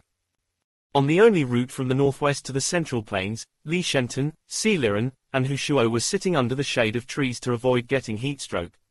Leaning against the tree trunk, Li Shenton sighed and said, "The weather is really getting hotter and hotter these days. I wonder when the war in the northwest will end." Little Liren was scooping out a watermelon with a spoon next to him. The huge case she had been carrying was on the ground by her side. Si Liren looked up at Li Shenton. "Didn't you say that we're going to the Central Plains? Why'd we end up coming here? We've been here for 3 days already. Big brother Shenton, what exactly are you waiting for?" "Well, didn't Ren Xiaosu join Fortress 178 to fight the Zong Consortium?" Li Shenton said, "He must want to kill everyone from the Zong Consortium, don't you think?" Si Liren nodded. "Then look at it this way. Since the Zong Consortium has so many people, there's probably gonna be some of them who'll go into hiding in the Central Plains to avoid the calamity. So we're here to help Ren Xiaosu catch the fish that slipped through his net." Li Shenton chuckled and said, "In this way, no one from the Zong Consortium will escape." "Are we going to capture them?" Si Liren asked in seriousness, "But where are we gonna lock 'em up? Ah, that was just an example. We're actually gonna kill them. When Li Shenton talked about killing people, it looked like it was nothing to him. Hu Shuo had been meditating next to them. Li Shenton looked at him and said, "Grandpa, are you sure this is the only route for the Zong Consortium's people to head to the Central Plains?" Hu Shuo said with his eyes closed, "No, there's many other routes leading east. But if they're driving, this is the only road they can take for now. How can those self-important people who are used to living comfortably in the strongholds possibly try to pass through the treacherous mountains on foot? If they had the courage, they wouldn't be fleeing to the Central Plains." "That's true." Li Shenton nodded. Hu Shuo's mental fortitude was excellent. Even in the wilderness, he did not show any signs of being fazed, nor did he feel bored about meditating with his eyes closed. All of a sudden, the sound of vehicles approaching from afar rumbled. Li Shenton said with a smile, "Here they come." These vehicles had traveled here from the northwest. As Fortress 178 did not have access to this road, so it could only be someone from the Zong Consortium. Li Shenton and Si Liren started approaching the convoy. They had already decided not to let any surviving members of the Zong Consortium leave here. Si Liren waved her hand, and the huge chest flew towards her like it was light as a feather, allowing her to carry it on her back at will. But just as the convoy was turning past a hill, Li Shenton and Si Liren saw a steam locomotive speed out of nowhere in the wilderness and smash ruthlessly into the convoy, flipping over all of the vehicles. The steam locomotive that appeared out of thin air was moving extremely fast. It looked like this was premeditated. The vehicles that had been hit were sent rolling across the ground. When these vehicles finally came to a stop, the people inside were either dead or injured. The vehicle at the head of the convoy had even been squashed like a can of sardines. When the people who were still alive tried their best to climb out of the vehicles, the steam locomotive with 4 carriages that had just gone past turned around and smashed into them once more. It looked like it was determined to kill everyone in the convoy. Li Shenton, Si Liren, and Hu Shuo watched, their jaws dropping. They were about to make a move, but little did they expect that someone even more violent than them would appear. What was going on? Who had such a huge grudge against the Zong Consortium? Who is that? Li Shenton said in surprise. "It's probably someone seeking revenge," Hu Shuo said. "Let's watch from the shadows for now." Although there were trees around here, the view of the surroundings was relatively clear. The person controlling the steam locomotive should have spotted them, yet they did not attack them. After all, Si Liren was floating in the sky with a huge chest on her back, so it was obvious that the 3 of them were not to be trifled with. The steam locomotive slowly dissipated. It had not killed everyone in the convoy yet, and one of the vehicles even managed to escape nearly unscathed. Wang Congdiang stepped out from behind a hill at this moment. He was the one who had been controlling the steam locomotive. Wang Congdiang glanced at Li Shenton's group in the distance, then crouched beside the rearmost overturned off-road vehicle of the convoy and sneered, "Don't go any further. Return and tell that bastard, Zong Cheng, that our score hasn't been settled yet. I'll have plenty of time to settle things with you people in the future, but for now, I'll be happy to get the interest."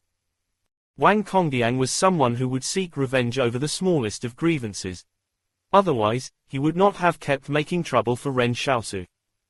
He not only possessed capability and courage but also a high level of restraint. Although he was from one of the earliest batches of supernatural beings to awaken their powers, he constantly remained under the radar and was willing to suffer the disdain of his superiors in the private troops. That was why Wang Congdiang would not foolishly seek an opportunity to kill Zong Cheng after Zong Cheng had plotted against him. However, he definitely wanted to get back at him for it. If he had the chance to get his revenge, he would undoubtedly take it. Shouldering his backpack, Wang Congdiang walked to the other off-road vehicles, acting like no one was around as he pried open one of the trunks and took out the gold in it. After taking away a portion, he suddenly said to Li Shenton, "It was fate that we met. Thank you for not interfering. Someone from the Zong Consortium is diverting the gold in this vehicle to the Central Plains. I've only taken half of it. You guys can have the rest." As Wang Congdiang spoke, he slowly retreated backwards. He was so cautious that he did not even want to approach Li Shenton's group. Stunned, Li Shenton watched this play out. To be honest, they had not expected this turn of events. He asked Wang Congdiang, Did you have a grudge against the Zong Consortium? Of course, Wang Congdiang replied. What's in that chest you're carrying? Li Shenton glanced at the case on Si Liren's back and said, You talking about this? There's a statue of a deity inside it. Wang Congdiang was stunned. He thought the little girl was carrying something valuable, but how could he have known it would turn out to just be a statue? Then he asked, What are you doing here? Oh, we also have a grudge against the Zong Consortium. Well, I guess it's considered a grudge. Li Shenton laughed and said, Why don't you stay around? We can kill the Zong Consortium's people together. Wang Congdiang smiled. I appreciate your kind offer, but I'm used to being alone and not making friends with others. So let's just bid farewell. Wang Congdiang was a bold but careful person. He had never felt any sense of belonging to any organization or force and would never trust anyone either. He was just pursuing a good life. Yes, it would be fine if he kept living in wealth. Li Shenton said with a smile, You said it yourself. It was fate that we met. My name is Li Shenton. What's yours, brother? Wang Congdiang's pupils contracted. How could he not have heard of it before? This name had already spread throughout the entire southwest and northwest. However, he had not expected to encounter this demon here. Wang Congdiang said cautiously, I'm just a nobody, so there's no point mentioning it. Li Shenton said with a smile, It looks like you've heard of my name. Wang Congdiang said with a smile, How can I not have heard of the Demon Whisperer? I just wonder why you guys are here. During their conversation, Wang Congdiang retreated backwards quickly and conjured the steam locomotive once more. Then he jumped onto it and fled into the distance. Li Shenton stroked his face. Am I that frightening? Si Liren giggled and said, No. Li Shenton watched the steam locomotive depart and sighed. I guess only such emotionless people with no attachments to the world can survive in this chaotic world. This concludes the chapters. Show your appreciation by liking this video and subscribe.